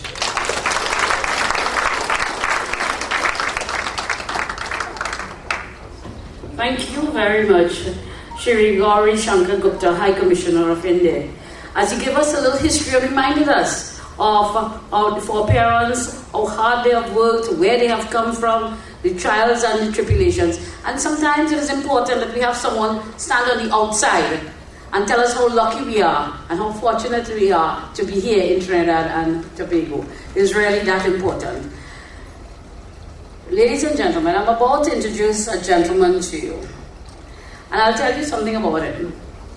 From the days of the University of the West Indies, he was responsible for a society that was referred to as SPIC. In those days, that was not nice, but it was a Society for the Promotion of Indian Culture.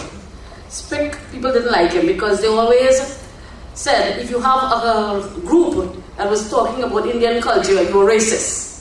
So you were immediately, people did not like you. That did not prevent him from continuing the work that he had started and his love for the promotion of East Indian culture.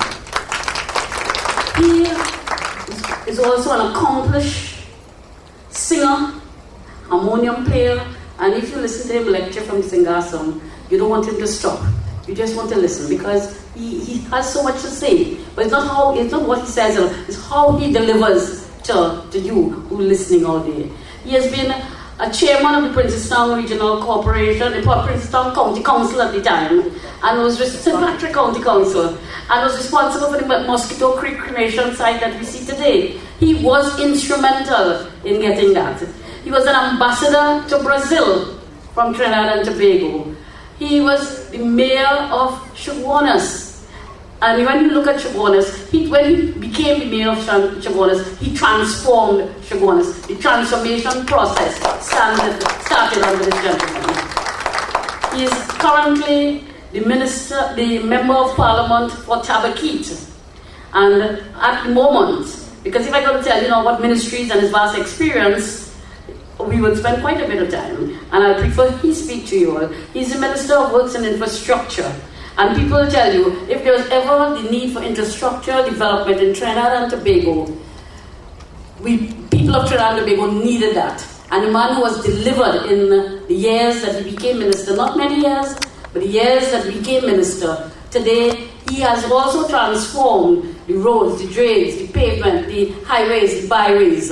He has done work that we have not seen before in this country, and he goes about very humbly and very quietly, seeing that his work is done. And not only that, he passes and checks on the contractors, even if they don't know he passed them by, because he would very quietly and silently drive by to see what is happening. I think he deserves, one good term deserves another, as we introduce Dr. the Honorable Surajatan Rambachan. He will deliver the feature address. Thank you very much, Carol. I'm probably hired as my campaign manager. Nevertheless, thank you for your warm words and of welcome this evening. President of GOPIO, Mrs. Ina Maraj, President here of the GOPIO chapter in Trinidad, my colleague, Mr. Raja Samuel, and really Mr. Samuel delivered a beautiful address here this evening, and one of note. Mr. Samuel is also a pastor and has his own church in Arima, so one felt that pastoral voice coming from the pulpit here, as it were, this evening, Minister. His Excellency, the High Commissioner for the Republic of India to Trinidad, other distinguished ladies and gentlemen, friends all, I'm very, very happy on this, the occasion of the 170th anniversary of the arrival of East Indians to Trinidad and Tobago, to be part of your celebrations and your ceremony. And I wish to express my gratitude to GOPIO International for giving me this opportunity to share a few thoughts, to reflect on our heritage, and to share the company of what I would like to call this evening the Jahajis, because in a great way we are continuing the journey of our ancestors, which they started in 1845. I want to also congratulate the President of the Trinidad chapter for involving so many young people in today's functions. She ought to be congratulated, really and truly. If it is, we say that the future belongs to our young people, or the future is about our young people, then what you have done here today, and what you demonstrated from the time that little boy walked on stage with those two young girls, and he performed with such excellence, really, really excellent. He understood the meaning of every mudra. He was really, really very great together with the two. Then the UE Hindu Society, and then the young Tassa players. It gave me the hope in my heart that I really always have, that the culture is in good hands, and the transition into the future will be smooth, and that surely we will be able to build on what our ancestors and ourselves have developed. This afternoon there are two interesting statements made here from the platform, and I made a record of them. I believe the first one was made by Ina, when she said, in reference to our ancestors, they have built a stage for us to dance upon.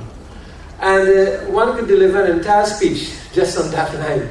They have built a stage for us to dance upon. And the question that you planted in my mind is, what will be the nature of that dance? Or even now, what is the nature of that dance? What is the legacy as a result of that dance we wish to leave in the minds of those who both witness and participate in that dance? And I think that is something that is really very important. It was a very deep statement. And the second one was made by my colleague, Mr. Raja Samuel. A very beautiful statement. It might have missed a lot of us, but it didn't miss me. It said, we are different, but we don't have to be indifferent. And that is the basis for recognizing our diversity. That is the basis for developing respect for each other.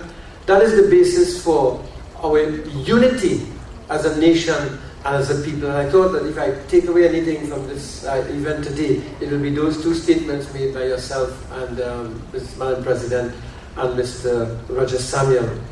My dear friends, this afternoon I also want to take some time to take a moment to say a prayer that is a prayer of gratitude to our ancestors for the legacy they bequeathed to us. It is a legacy that was built from virtually nothing, and by the mere dint of their hard work and sacrifices, we today are benefiting.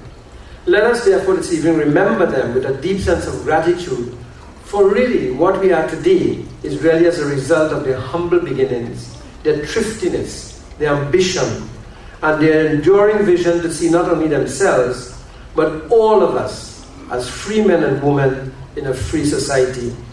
If today we enjoy inheritances, it is because they have sacrificed in order to bequeath to us land, education, and even political power.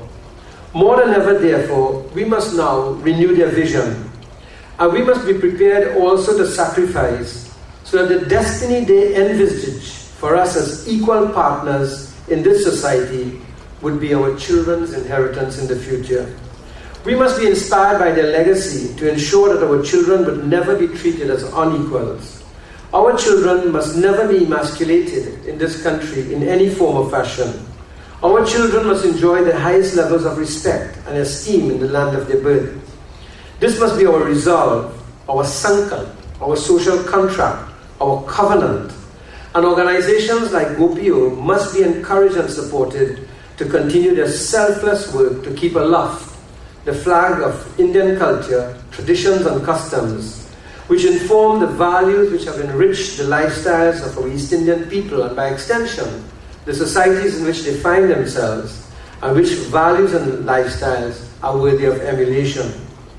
My brothers and sisters, when you look around the country today and see the collapse of values-based living that is taking place, and when you compare the strength of family life that existed not too far back, you'll readily agree with me that there's a crying need to revisit the era when families were strong and when the extended family was the bastion of support for those who were likely to fall through the cracks.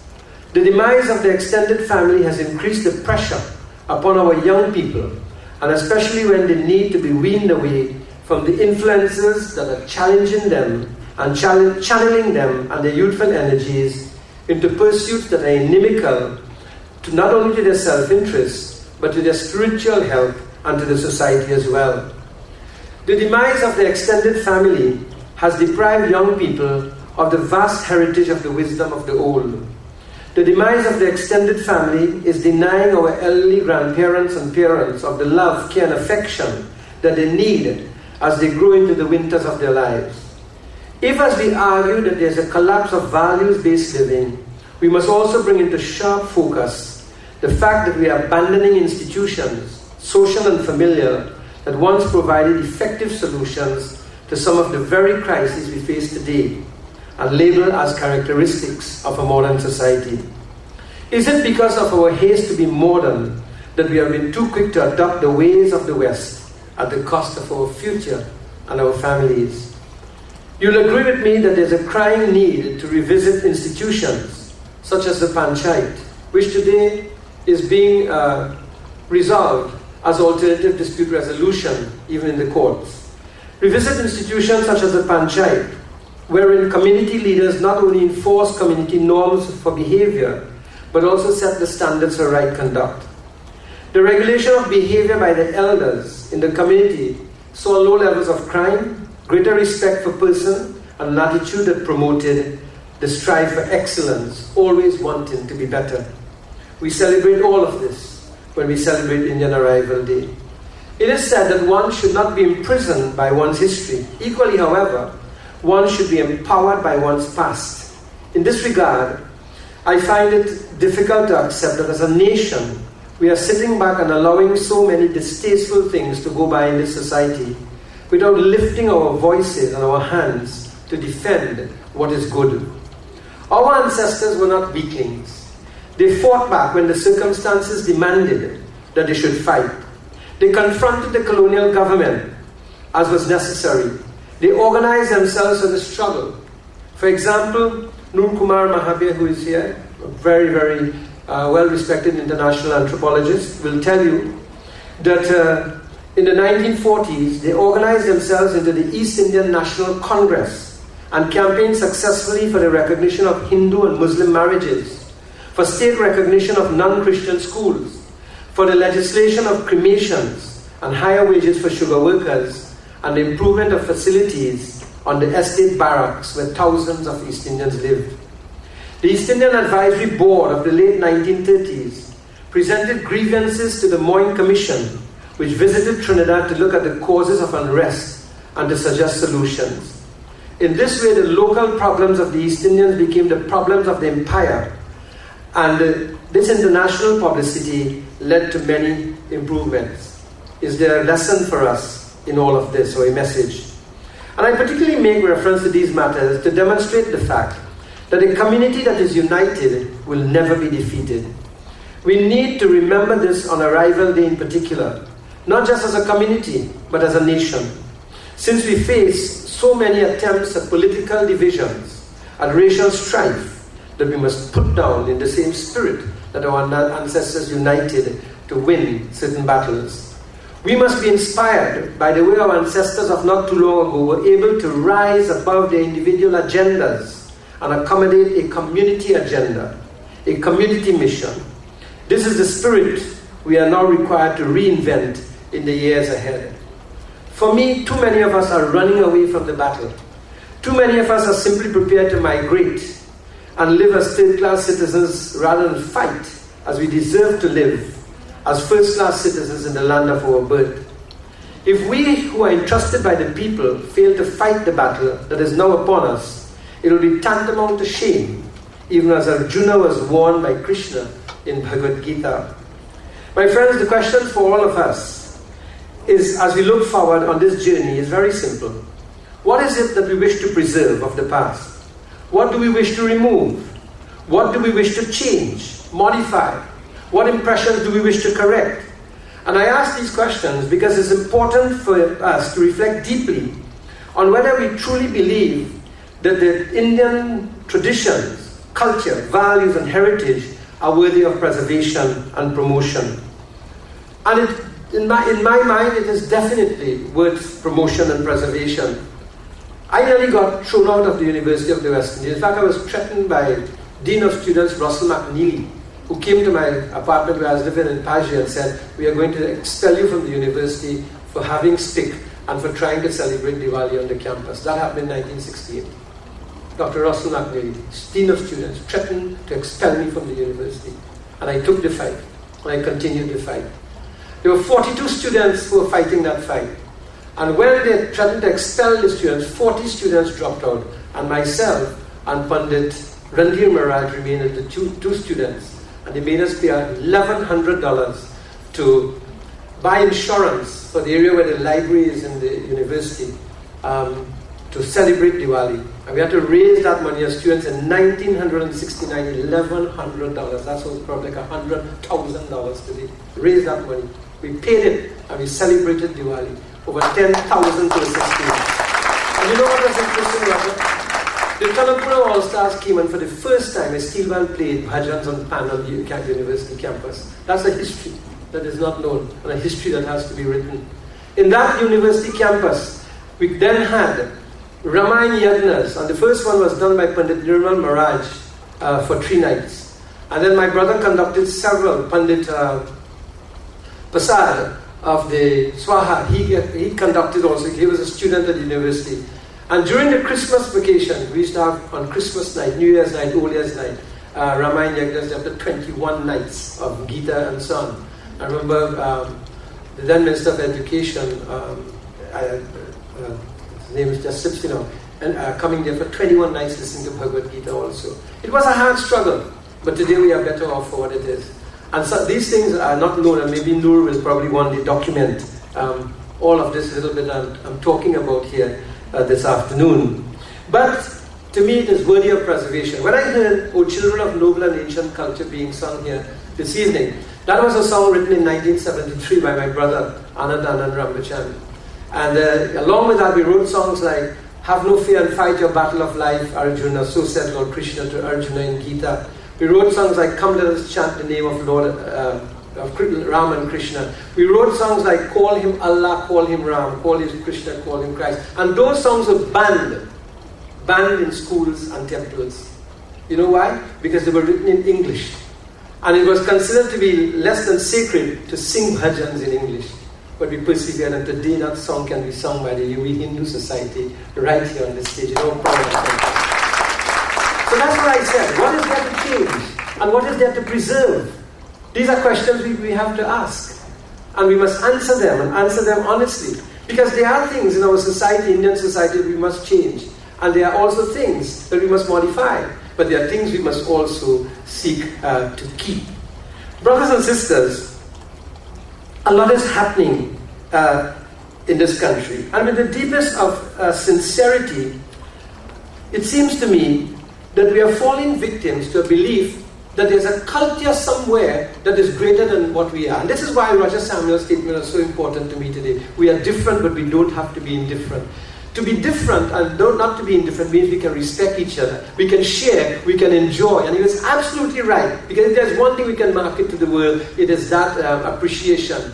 The way we have learned to appreciate and celebrate each other's space. There's no fight for cultural space, and there should never be a fight for cultural space in this society. Brothers and sisters, cultural assimilation has in a way already robbed us a significant part of our cultural soul. And because, as I've said, we have fallen victim to the propaganda that we can succeed only if we can assimilate into what is described as a better culture, a greater culture. That view has however meant a compromising of our values and traditions. To some extent, as Indians, we live double lives, maybe even triple lives. We live a life at home where we are Indian and Hindu and Muslim and what have you. And then at the workplace, we live another life. And then, in the general public space, we live another life. The truth is that if we are true to ourselves and our values, we make a greater and more worthwhile contribution to our communities, our workplaces, and our nations by being what we are and being contributors to this society. The question, therefore, is this. Are we, as a result of that, and I put in inverted commas, self-chosen assimilation, a happier person today? More fulfilled? You see, the value of a culture and a heritage, a tradition, is for me the extent to which it contributes to one being simply a more useful societal person, a worthy contributor to the enhancement of one's own spirituality and to the upliftment of all members of the society. As East Indians, we are contributing. Are we contributing as fully and completely as we can and we are capable of? In the midst of a materially enhanced world, a tech-driven world, a gadget world, personal disaffection and dissatisfaction with ourselves, as well as frustration, anxiety, and interpersonal discord are perhaps at its highest level. And that's why perhaps we have some of the worst cases of domestic violence that are taking place in this country at this point in time. The ability to deal with each other. The violence that is taking place in East Indian families, especially the kind of violence that is taking place against women, is in my view due to the fact that men have not grown to understand that the East Indian woman has become an equal in the society and that she is equally entitled to a point of view and to a place, an equal place, as even the scriptures determine that she is equal half of the man. And therefore these are some of the things that we must change in the society, otherwise we are going to go backwards. You know, so domestic violence is something that we still have to deal with in this society. Brothers and sisters, while all of this is happening, and while the world is in turmoil, and while values are collapsing around the world and so on, where are people turning to?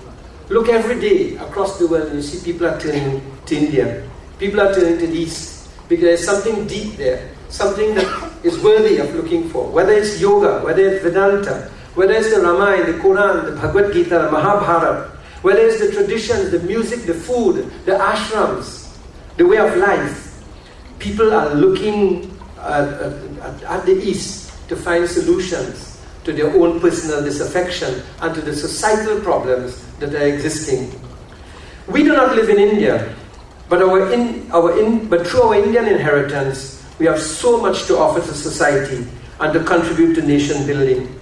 And if we delve into our traditions and focus on our texts like the Ramayana, the Mahabharata, I have no doubt our family life experiences will be positively enhanced. Our politics will move away from conflict to cooperation, from individualism to team.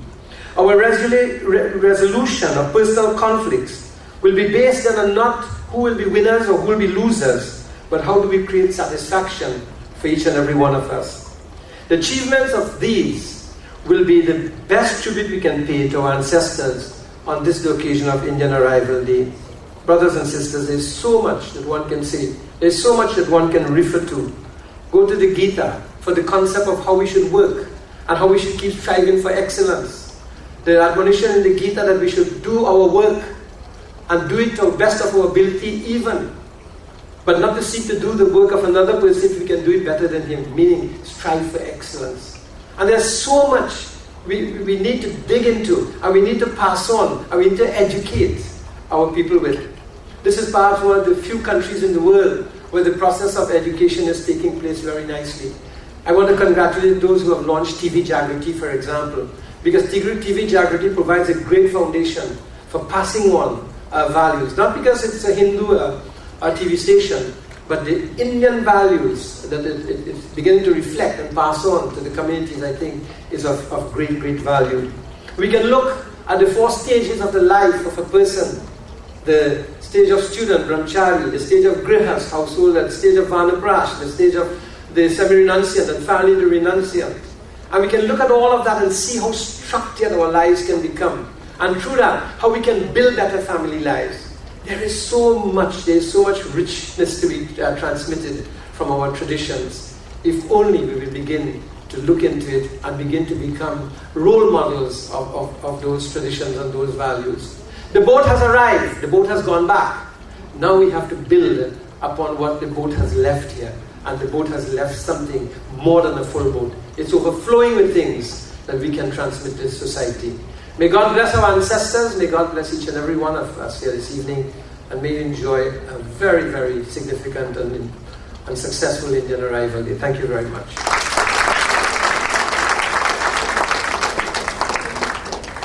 Thank you, Honorable Minister, Dr. Surajratan Rambachan. And you see what I told you? When he starts speaking, you'll be engrossed. You wouldn't want him to leave because he has so much to tell, so much to say. Thank you very much, Dr. Rambachan. And we are quickly coming to a close for those persons who might be getting a little restless and wondering what is happening. We are quickly coming to a close. We do have now some tokens of appreciation to hand out to certain individuals for the contributions they would have made into promotion of East Indian culture and to GOPIO. At this time, we also want to extend greetings from the Mayor of Chaguanas, Mayor Gopal Budan, who would like to say thank you to GOPIO International Trinidad and Tobago chapter for the work they have done and the work that they are in fact doing. Unfortunately, the Mayor is out of the country and is unable to be present here today, but he does send his best wishes to you and your group, Mrs. Maraj.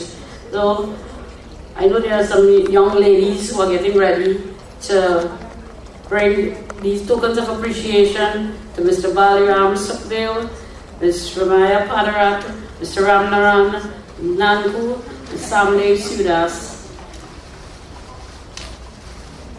I think Ms. Maraj is now approaching. I do not know if we have some bio on the individuals who are about to receive these tokens of appreciation.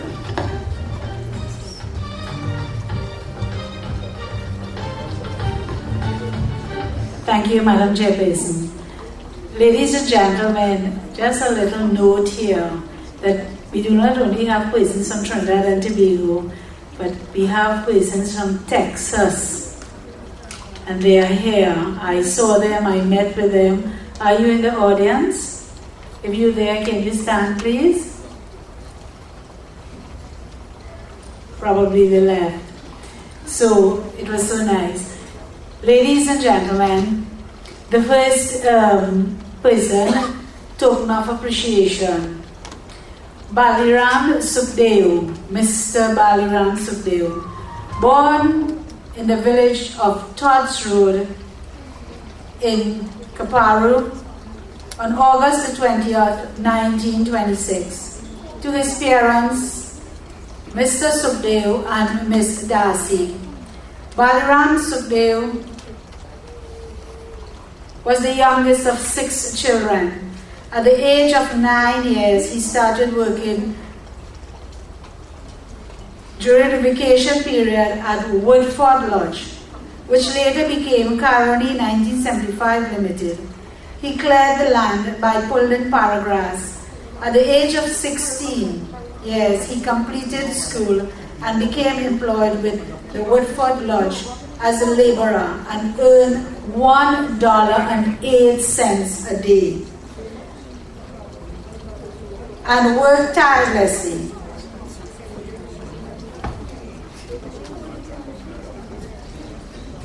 Thereafter, he held several positions as laborer, tractor driver, cane driver, and as a field foreman. He worked for 49 years at Caroni Limited.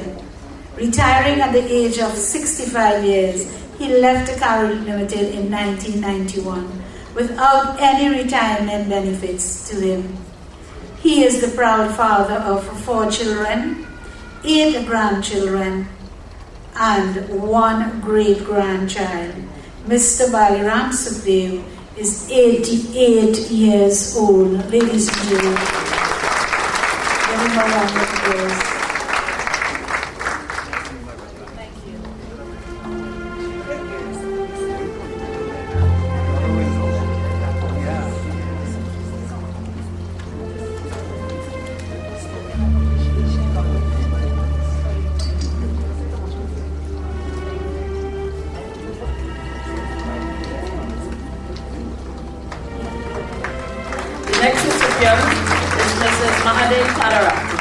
Mahadea was born in the village of Pinal in 1914 to the parents of Manohar and Atwaria. Her mother was born on the boat at sea, like Mayaji, like I said, born on the sea because they had to put that on the good people. She left Pinal at the age of 5 to live in Krupp. She was married at 12 years to Mr. Padarat Parag.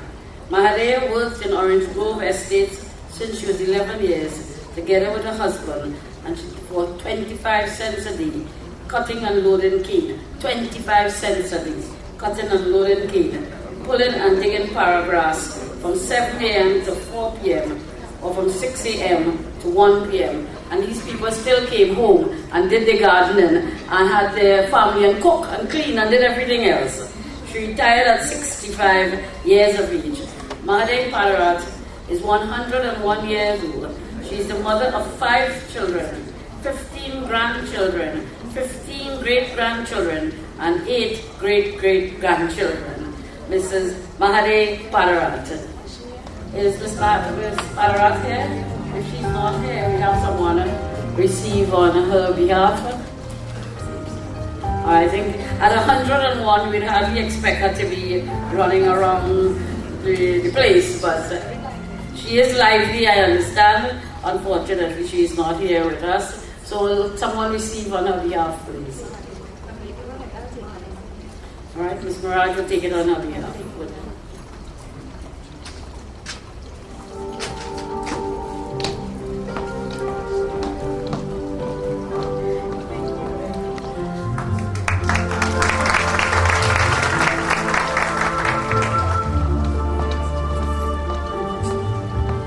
Ladies and gentlemen, do you know why I recognize this person? She lives alone. She lives in Bassey Street, Spring Village. She minds 5 dogs. She cooks, washes. She climbs her stairs, which is about 25 steps. She's very vibrant and she remembers very, very well. And I'll tell you, I hope I can make that. Thank you. I'll tell you what, I can't make 25 stairs. The next recipient is Mr. Samle Siudas. Samle was born in the village of Kuva on the 26th of March 1926 to the parents of Jagnanan and Sukraji Badala. She was married to Siudas Sadhu at the age of 15 years and left Kuva to live with her husband and in-laws in Waterloo Road, Parapi, China. Is this the same Siudas Sadhu? Or we all know of Siudas Sadhu. She has 2 children, Satnarayan and Indra, 3 grandchildren, and 2 great-grandchildren. Samle Siudas always assisted her husband, Siudas Sadhu, in whatever major endeavors he undertook and his contribution to society in this country. She assisted him in building the temple in the sea. And she said, I mix mortar with hoe and shovel, put it in a steel bucket, fill it in a steel bucket, and with both hands holding 2 buckets at a time, walking a distance to cast foundation for the temple. You can imagine that. Ask how many young people today will ever think about pulling 2 buckets. We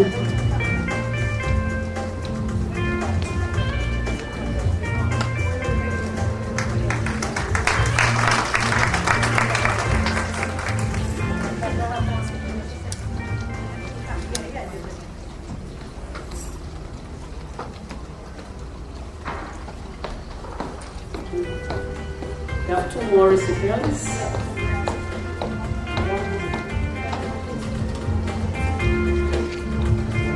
The next recipient is Mr. Ramnanan Nanku. Mr. Ramnanan Nanku was born on the 2nd December 1924 in the rural district of Kaparo, where he lived most of his life. His parents were Nanku and Sahadevia.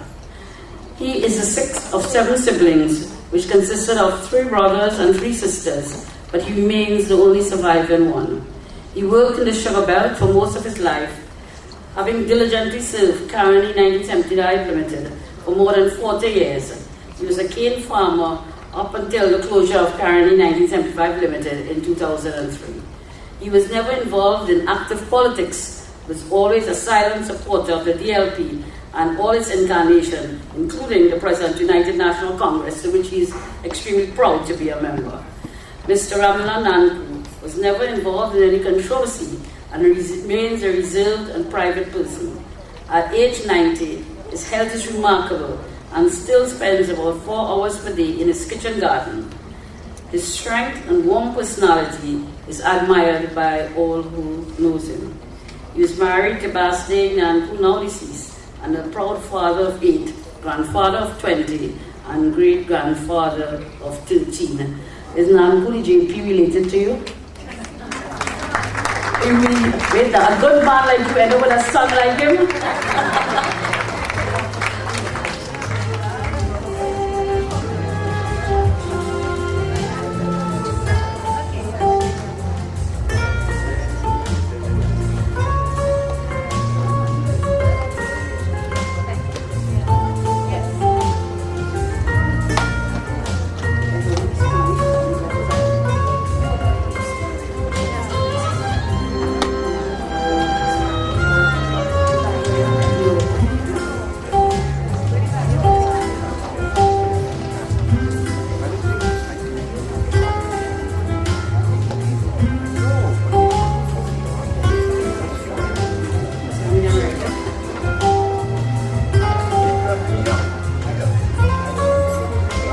Our next recipient is Swami Bhaktanand Maharaj. He was here earlier, but he was not feeling well and he had to leave.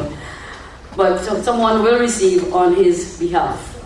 He was born as Dhanaraj, whose father came from Ayodhya in 1911 and grandfather came from Uttar Pradesh. This is in India, and they came to Trinidad and Tobago in 1908. His father got married while underbound in Moruga. For those who do not know what underbound is, really during the period of indentureship. He then moved to Woodland. Dhanaraj started working in the cane fields at the age of 12 years, then as a field driver at La Fortune Estate. He got married on the 12th of April 1942 to Bansraji at the age of 18 and started working as a taxi driver. He had 5 children, 3 boys and 2 girls. He visited Pradesh Sadan Maharaj in 1955, debating for a Hindu school in Woodland, which the villagers enjoy now. He went to India in 1979, then became a pundit in 1985. And this is the type of struggle that Dr. Rambachan was talking about. People, great parents who have struggled to get what they want and fought for it. For example, getting a Hindu school in Woodland in 1955 would not have been something that was easy to say, I want to get a school and you will get a school. Today, parents clamor, I want a school very close to me, and before you finish saying, I want a school, you get a school. It wasn't so in 1955. At the age of 50, he found the Ramayan way of life. At 75, both him and his wife took sannyasi. Now 15 years later, 4.5 years, he's now 4.5 years as a widower. He lives in his ashram, serving God and country. We would have someone receive on behalf of Mahadev Ramlogan, would receive on behalf of his family.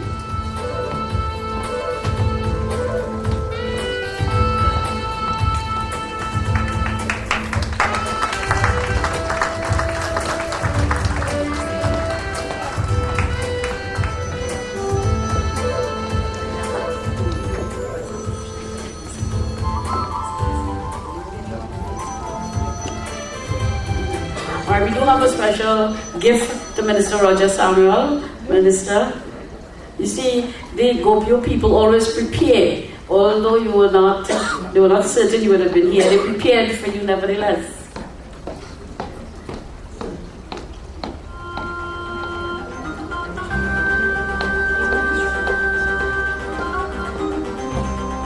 I don't know whether Dr. Ramachan is still here.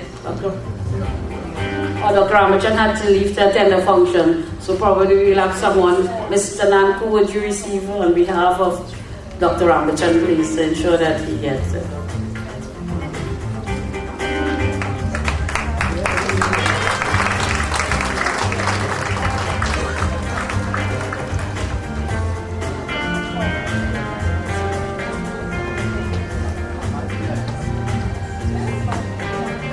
And Ms. Faraj, Dr. Ramachan had to attend another function, so he had to leave us, but Mr. Nanku would receive on his behalf, and he would ensure, because tomorrow morning, on the morning panchayat on 106.5, I am going to ask him whether he in fact delivered the gift to Dr. Ramachan.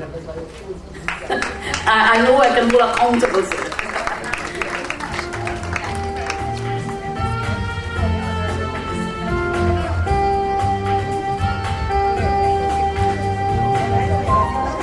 Thank you, sir.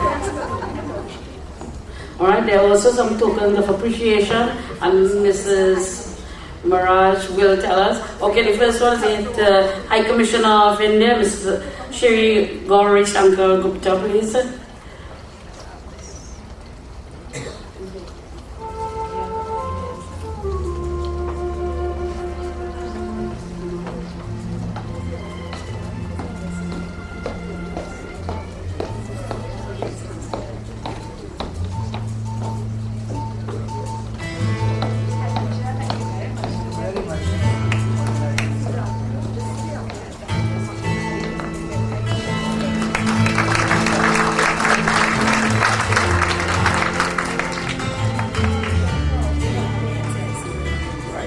Like someone to accept on behalf of the NCIC, please. Token of appreciation.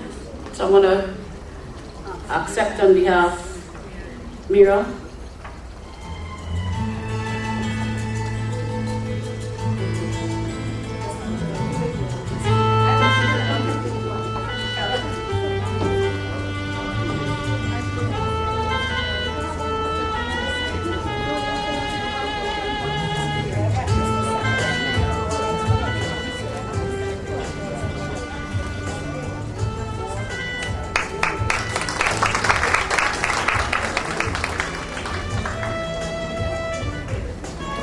So ladies and gentlemen, this time I will announce the other person for the token of appreciation, and that will be no other than yours and mine own humble MC, Master of Ceremonies, Ms. Carol Coffee Dowler. Thank you very much.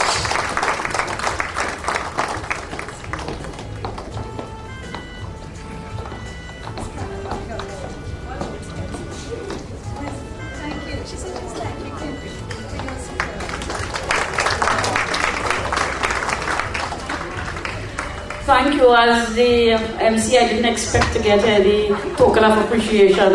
I thought that would have been for the other persons, your guests and whatever else. I am just humbly honored to be present. Right. Also, now there's a special gift. We did not recognize the lady formally before, and for good reason, because we didn't want to just refer to her as the wife of, because she is in fact an individual on her own behalf. As Dr. Ramachan had said, women today hold their own end. Mrs. Kamala Tiwari, and she will be receiving a token of appreciation from GOPIO, and she has worked very hard in assisting persons in all spheres of life and in whatever way she can. She, together with her husband, Dr. Boindranath Tiwari, has been very helpful in ensuring the promotion of culture.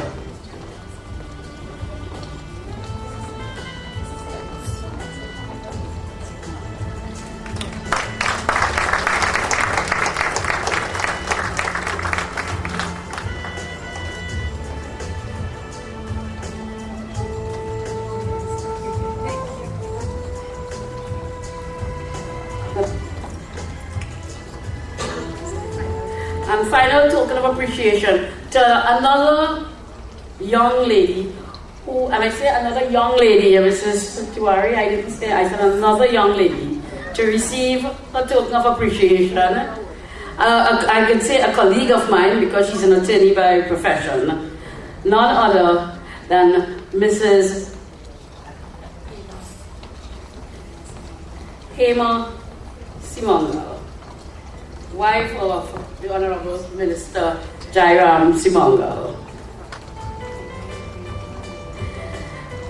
And to all the gentlemen here, you realize standing next to every successful man happens to be a most successful woman. So Hema is no exception to the rule. She looks like a little girl, but she doesn't have 2 kids. Thank you very much. All right.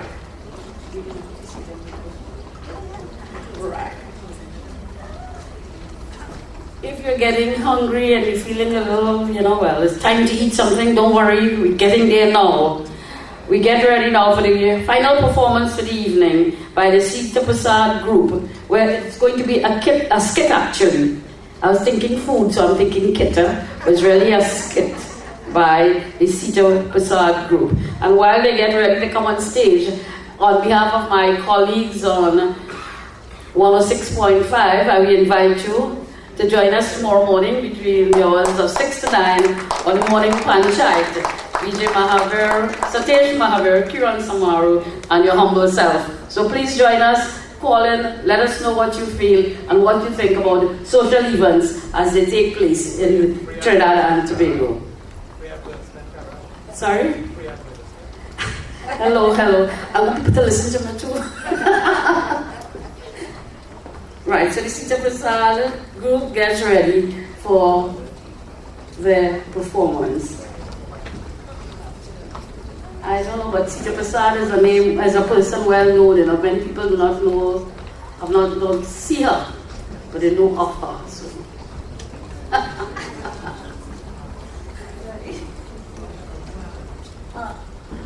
Okay, Sitaram Namaste. Happy Indian Arrival Day. It's coming up soon. When we do theatre and we do drama, in the first sense, we have so many like revolving stages where we can put sets on and all that.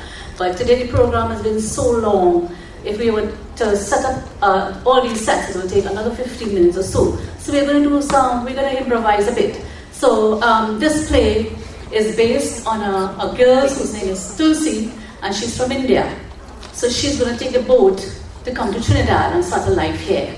Now, many times when I do my play, they say we do not address the issues of the day and so on. And I heard Dr. Ramachan talking about women being abused and all that.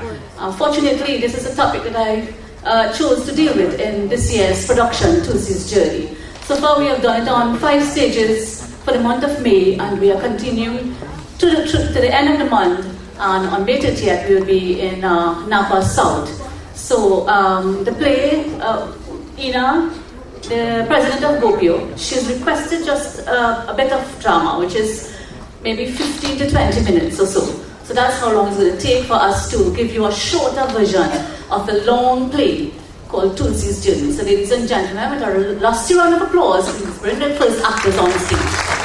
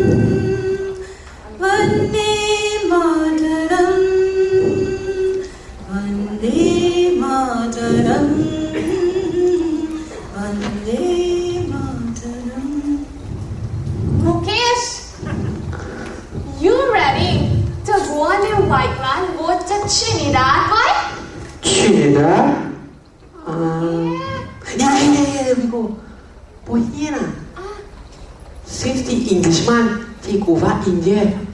Le tuan Prakash by them. Only listening English music. I forget about the dholak. Hey, stop talking so much as stupidness now. You can remember, here in Ghana them say that as long as the Ganga and Jamuna river flow, this culture will be alive. Oh, really? It's here since 5,000 years. You think some Englishman will come just so and change it? Don't be a fool, Mukesh. Hey, but anyway, today is the day we make a run for it, Mukesh. Shamani ji, so you really make up your mind to run away with me? Hey, I make up my mind to head out to the sea, the ocean now, and make money.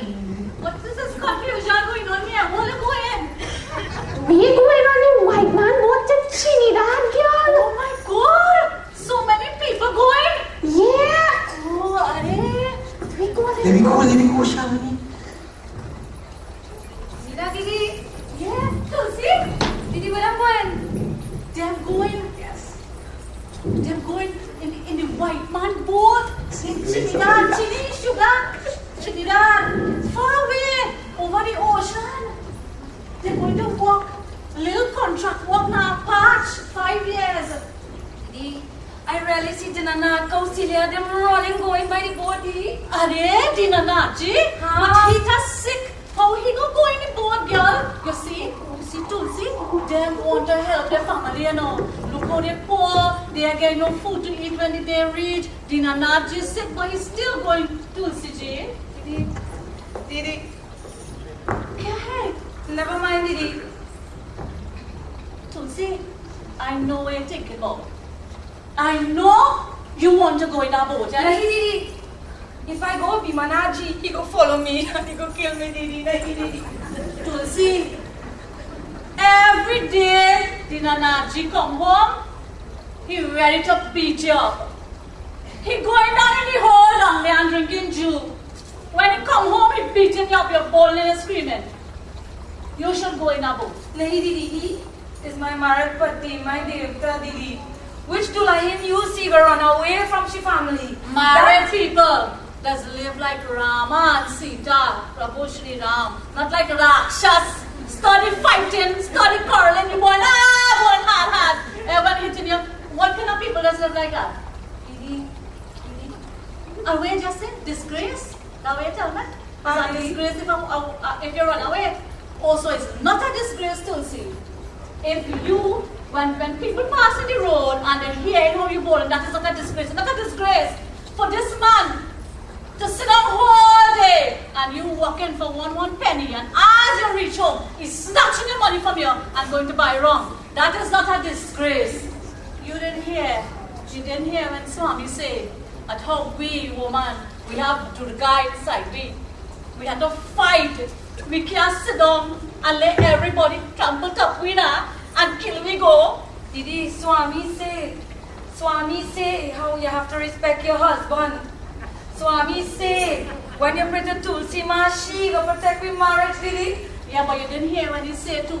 You have to stand up for your right. Stand up. Injustice, don't take injustice. If you're a wife, you don't take injustice from your husband. If you're a husband, you can't take injustice from your wife. Didi, why Didi? I can't leave Bimanaji for some other woman to take him, Didi. Any other woman take him, then deserve it. Here you have a next door to put on. Look at him. And when he passes, everybody does watch him and laugh and trust on top of it. Woman will go with him. I know he will change. And I know you will regret not taking this charge bundle here and going in that boat. I know you will regret. Here. Tulsi, where you there, girl? I'm home. Just bring some food there, girl. You see? Oh, good Maharaji, reach home. Go. Do her tea. Go there. Carry it. Go. When you see beating you, I will leave here and go your son on your own. Right? Tulsi, where you there, girl? Come, bring some food. I need to take a bait, girl. Come fast. And you remember, the day you come up here running, coming and tell me how you're having a baby. Every woman wishes to become a mother. You come and you tell me 2 days after I throw it on my step, where the baby gone? It's a good thing Suganya the day. And she gone and she boiled all the bush. She tried to help you and you get your life back. Today you will stay here before he come home. Jump, jump. Jump. Go. Don't look back, go. Don't see what you think, girl. I'll kill you. Come here. I'll kill you, girl. Kill? Well, you can't kill a mosquito, boy. Kill? Look at you now, boy. You're coming in peace with your marriage and he brings you here.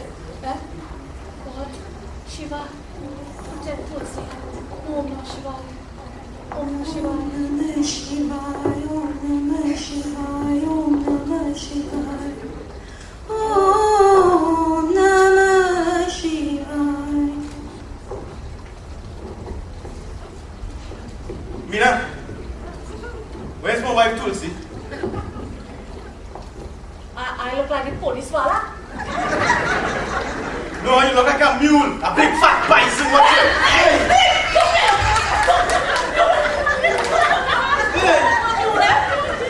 So we call that I'm not violent? I'm not violent? You call it anything you want, but don't play. You're hitting me like how you like Peter Pan. Tulsi, you know. Don't play with that, you know. Mina is my big sister, girl. I said change, man.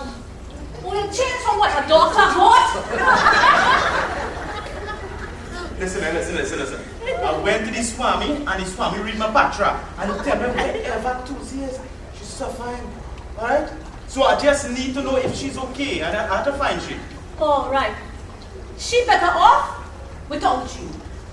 Wait, where married she for? For what? You didn't want a servant to cook food, to go and work for money and bring for you. You didn't want someone to say, they're married. Why you don't go and wrestle with all them hardback man in that crump you? Why are you fighting with she for? Sister, all that done, alright? You see my Tulsi? If she gone to Calcutta, if she gone to Bombay, if she gone to Delhi, anywhere she go, I'm going to get her next train and I'm going to find she, alright? Bima, why you don't work for 1 month? Say, okay, 1 month you work and you save a little money and you do prayers and things. Hey, babe? Man, if you do that, I will tell you what Tulsi did. What? Mina, you know exactly which our Tulsi is and you're not telling me? Bima, you could remember when you went down in the village down there and you see this nice girl taking water from the river and you come home and you tell me, man, Pam went and cut down 5 cedar tree. He take all the milk and he sell it out. He didn't have no milk to drink for me to make money. And we had 5 bull cats going down there for the barrage. For to bring that nice girl in we house. Do you mind if you remember that? Mina, oh, I can remember that. You know I was drunk.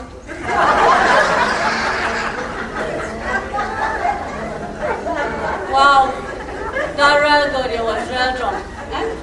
You're drunk, How nice. Bima, you know how you used to sit down when Father doing puja and Father doing arati. And how you used to watch my used to shake your head so when Father doing philosophy.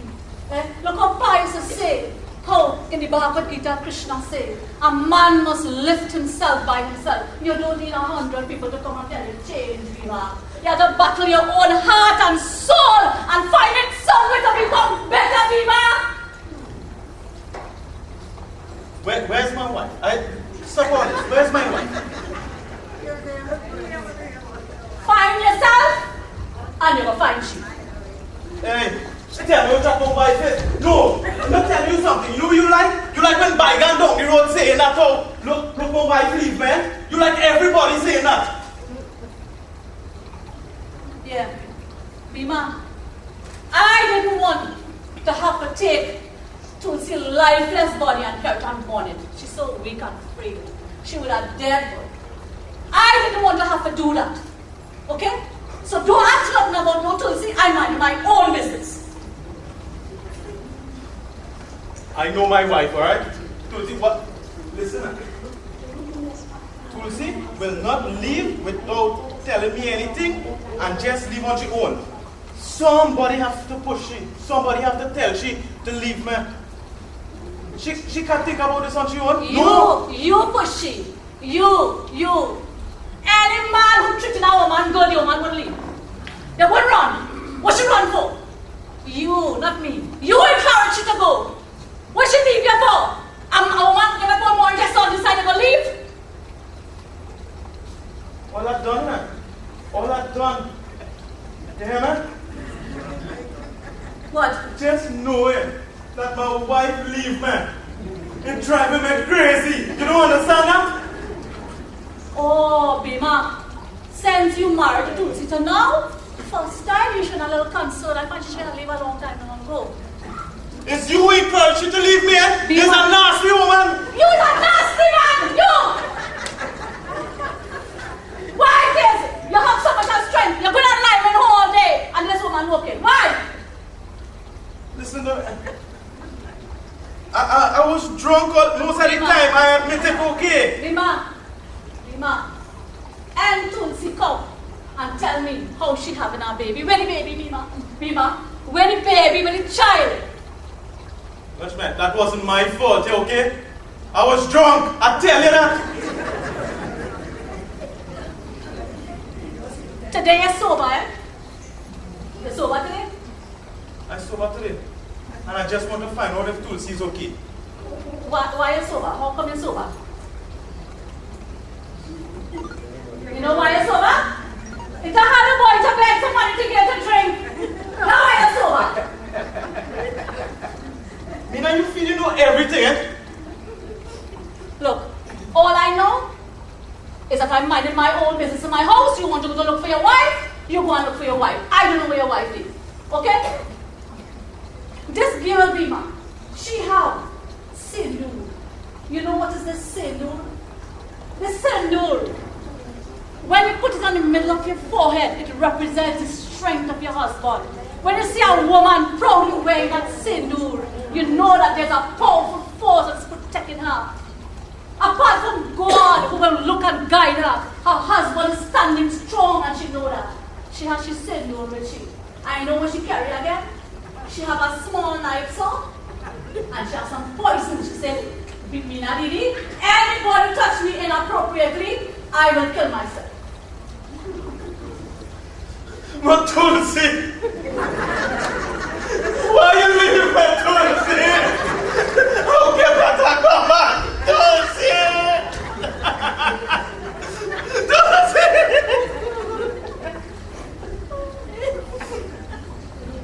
Never underestimate the power of a woman, no matter how frail she looking. In the Ramayana, Masita cried, and the whole Lanka was burned. In any house, a woman had to cry and grieve. That place is reduced to ashes, Bima.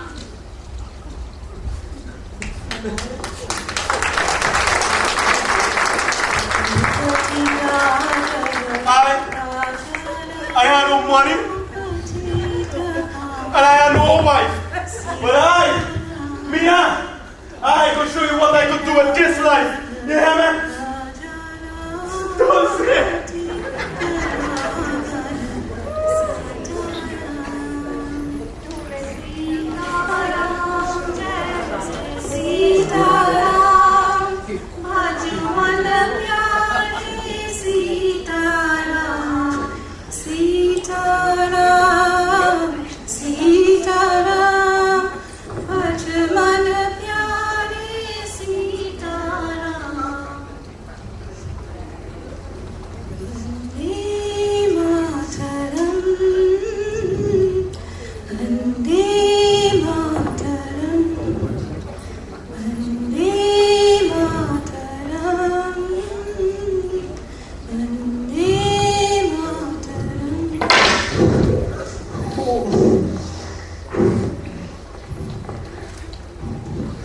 Jai Shri Ram.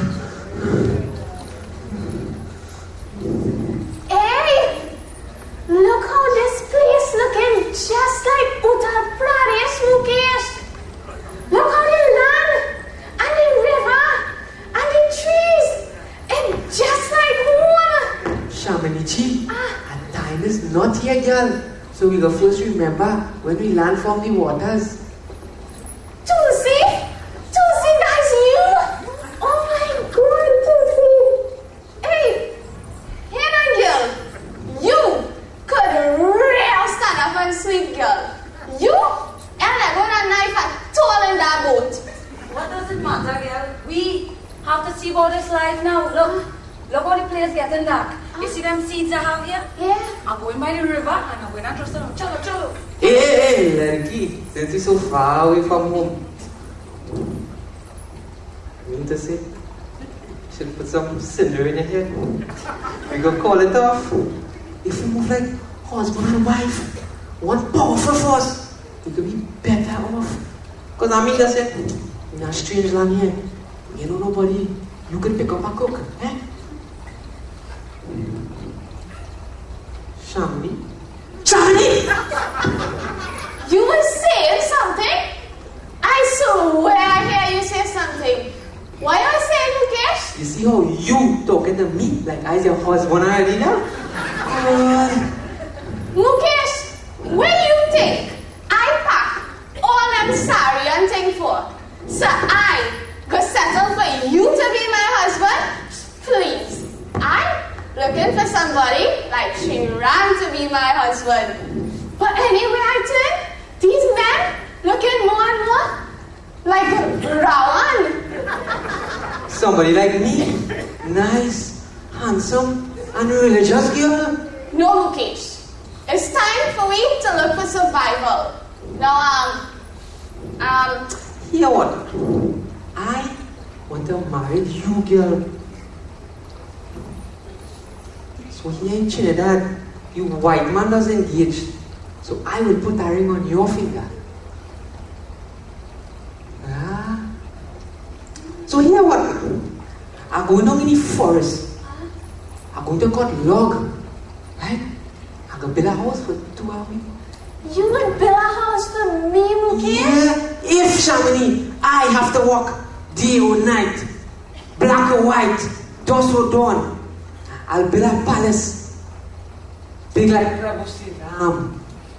And inside that palace, we'll have my Sita, you Shamini ji. And when you get old, I will leave you. When you're looking for a nice, handsome Dulayan like me, and you want a rub when the night come, I go come and give you a hard rub.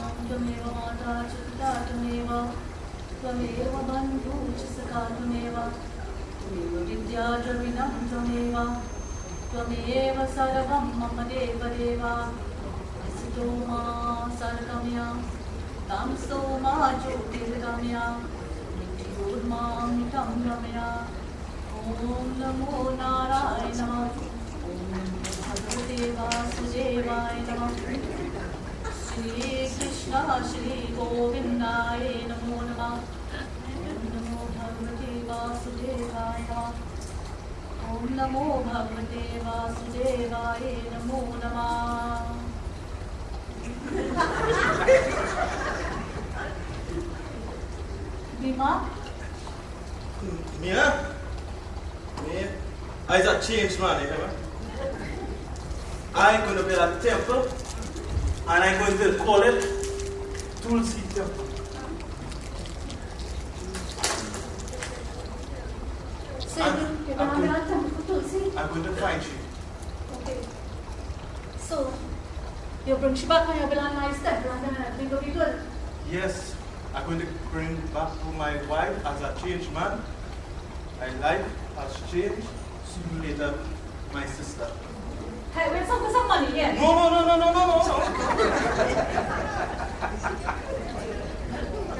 If I have to walk, I'll find you, okay? Okay. I'm going. Alright. Later. I'll see you later. Mina, wish my luck. Pray for me. There she now. Mina, you're not going to tell me where Tulsi is? Huh?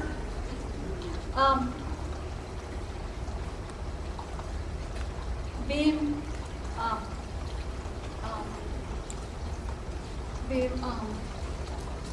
Tulsi,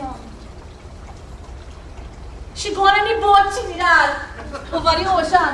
What?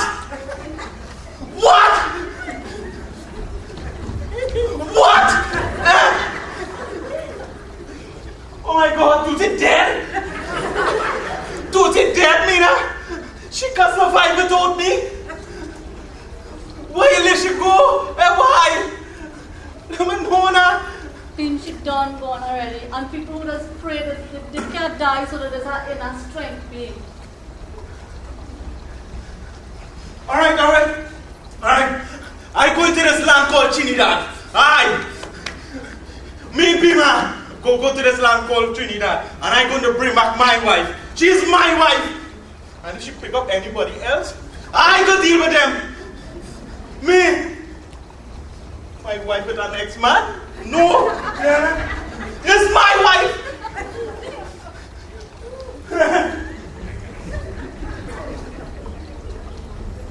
It's a pity you didn't realize that when she was with you. You didn't know it's your wife when she was with you. Now that she leave and gone and she's not here. Oh, it's your wife and you're going to fight for she. And why did you fight for she, boy, when she was right here cooking for you? You could have well fight for she and protect she and then go. You go Trinidad. You go Trinidad.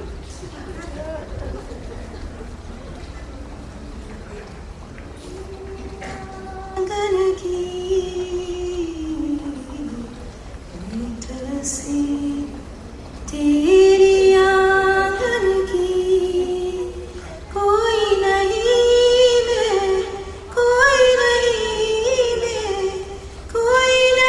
मैं तेरे साजन की तुलसी तेरी आंगन में.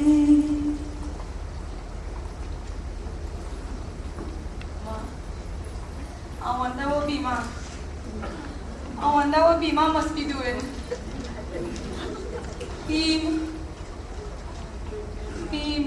Wait now. You ready to take all your paisa and go back to India, Tulsi? Hina, why are you studying about Beam? I feel like doing something wrong by running away, Shamini ji. Hey, girl, you are doing nothing wrong.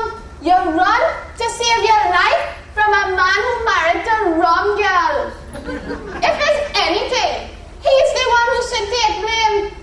If he didn't treat you good, you would have ever had a cause to run? I know what you're saying, you know. But a woman is complete only with her husband. And that is the true Hindu teaching, Shamini ji. Yeah, but a man complete with a bottle of rum, Tulsi. What? Bima, don't tell me a lie, eh? You know he complete with a bottle of rum. I know things got changed. Change? When it could change, girl? Things could only change if you change it, Tulsi. I know all this hard work must be teaching you something. When a woman working hard for she own money, she doing everything, she cooking, she cleaning, everything, Tulsi. You think it's fair that she take licks from any man? Didi, I know what you're saying is true, but I know things will change. I know I work hard for my paisa and drink. Here now, listen. You ever think about this? Even if Bima come back in your life, Tulsi, you is the boss. You is the one who making the money now, not he. You see this? You see this? I fed up. I don't talk to you, girl. You do whatever you want. I can't take you on no more. Ma.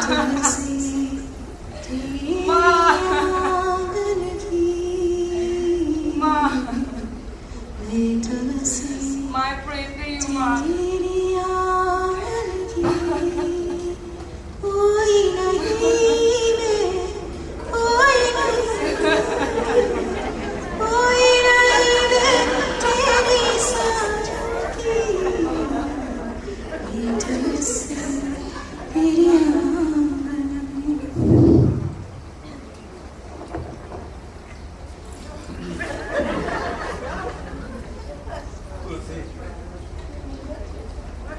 Tulsi. It's me, Bima. Tulsi, come now. Come now, Tulsi. Very John. Mehi Mohammed. You buy a new sari? You want money, auntie? Huh? I have everything I need in this life. So I want you to turn around and go back where you come from. Tulsi, come now, let me go. Come. No, Beam. Beam, you remember the girl you saw in Bharat, India? This Beam is not the same girl, Beam. Come now, I'm going to show you what a man does do when he's missing. Beam, I can't dispute that, but you know, I, from a country, India, where husband is your God, your patina, that is your God. And until you travel to the next land and you see, like Trinidad, right? How husband and wife, they treat each other with respect and they work together. It's real life partners. Only then, Beam, only then. But how you get bread like a flambo on yourself? Beam, nothing wrong in a little philosophy of serving someone. I served you well. All the licks I take, you used to order me around and beat me and everybody used to laugh at me. Beam, I want you to go back where you come from, Beam. Go back. Tulsi, go back? Eh? It's about two years now I've been looking for you. Eh? Let me tell you something. You want to teach me something? I will teach you something. When no pundit, no swami, and nobody can ever teach.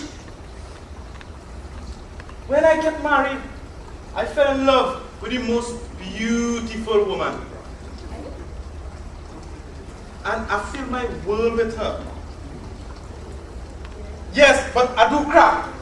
I fall up real bad, I know that. When I could not get a job, you know, and when my sister wants to give me trouble, and my father, I choose rum and I drink, and when I drink, nobody doesn't disturb me. Beam, you have to choose Daru, Beam. That's the only thing, but seeing you now, Tulsi, I realize what I have lost. Bus, Beam. Bus. I fell for your lyrics when I was young. When a man attached to Daru, he see nothing else but beauty in that. After seeing you, after 4 years, looking at you right now. Beam, I didn't have no man to beat me up. When a person can work without such interference, only then I had all the time to pray to Sri Ram, Sri Krishna, to Tulsi Ma. Beam, I achieved. You see how much I achieved? Tulsi, what do you want me to do? I'll do anything. Just give me one chance, Sam. One chance. Let me prove to you now. I'll do anything to you. I can't live without you, Tulsi. Tulsi, I can't live without you. Bus Beam. Bus. Beam, I fell for your lyrics. Even though Minadi told me you were a crook. I was a crook. I was a crook. But what do you want me to do? I'll go down on your foot. Take me back. No. Take me back. I'm not taking you back, Beam. Tulsi. You look stupid, Beam. As usual. I leave India and I come Trinidad. And I want a chance to prove to you I could change. So come now. Let me show you how a husband could miss you. Beam. I don't want to throw away my life once more, Beam. I don't want to throw away my life once more, Beam. Ready, Beam. Ready, Beam.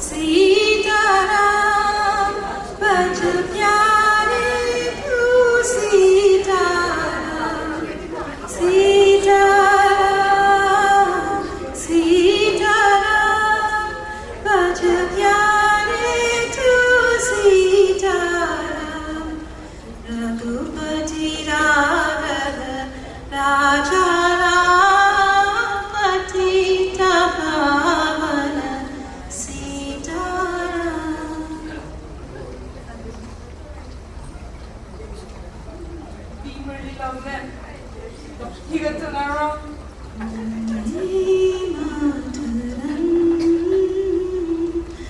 If Tulsi loves you, she will look back.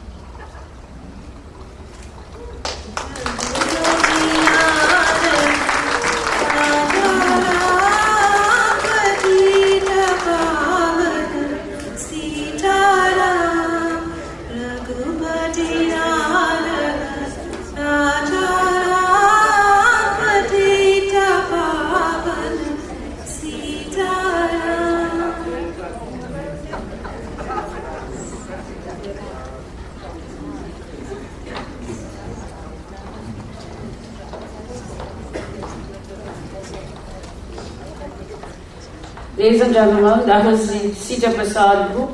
We'll skip. Ms. Prasad will tell us who are the performers after the skip. We have Jessica Harry, who's on the stage. You know, they can't wait to pack up to leave, so. Jessica Harry, ladies and gentlemen. We have Johan Das right here. Young upcoming actor, and of course, veteran actor, award-winning actor, Balraj Hari. And of course, new to the role of acting and so on, she's an established singer in Trinidad and Tobago, Rian Sinan. I'm Sita Prasad. Of course, I have my singer here. Please come for Radhika Ramuta, who's done the singing background for us. And again, enjoy your Indian Arrival Day and thank you for having us. Thank you very much, Sita. And as we bring this evening's performance and this evening's program to a close, we invite Ms. Mahadev Ramlagan to bring the vote of thanks. And as we prepare for Ms. Mahadev to bring us the vote of thanks, we would like to extend an invitation on behalf of the High Commissioner of India, Shri Gauri Shankar Gupta, to an International Day of Yoga that will be held on the 21st of June 2015, starting at 9 a.m. at UWI. This is in fact a global event, and you're all invited to come and participate. International Day of Yoga. And I'm certain if you listen to 106.5 the Morning Panchayat, you would hear much more of this event before the 21st of June 2015. And now the vote of thanks. Namaste, good afternoon to one and all. My job here this evening is a very simple one, and that is to thank everyone who participate or assist in doing the smallest or greatest action in order to produce this show this evening. We would like to thank Ms. Sita Satu for doing the prayer, Ms. Madam Maraj for delivering a wonderful speech, Carol Coffee Dowlat for being a wonderful MC, the Mahatma Gandhi Institute, Raj Yoga Group, the Suraj Maharaj Pretpal Group, NCIC for delivering a wonderful speech, the Mayor of Chagonas was not here, the High Commissioner of India, Mr. Gauri Shankar Gupta, the Chinmaya Ashram Group for their performance, the UV Hindu Society Group, the speech from Mr. Ashok Ramsaran, read by Ms. Ramde, and the wonderful, inspiring speech by Dr. Surajbatan Rambachan, not forgetting Mr. Samuel. We would also like to thank Sita Prasad and her crew, and also our special thanks to Mr. Deo Gosain for sponsoring our program, Labitco Port Services, NCIC, Mr. Martin Sahadat for decorating, Mr. Ramnarayan Bisoon, Mr. Kuldeep G. Prasad for the PA system, and the MTS for supplying our plans. Our most important person, if you agree with me, is the food, and we have some delicious, wonderful tasting food, Indian style, Western and Eastern, from Delhi Palace, Chagonas. So, notwithstanding everything, we would like you to join us at the dining room to have our wonderful dinner. Thank you very much. Ladies and gentlemen, on behalf of GOPIO International Trinidad Chapter, we wish to thank you very much for sharing this afternoon with us. Wish you enjoy your dinner and do get home safely, please.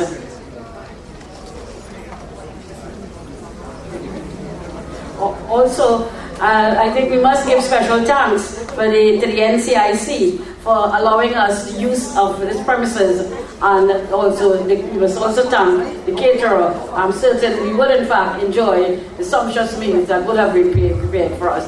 Again, thank you all very much on behalf of GOPIO International Trinidad Chapter.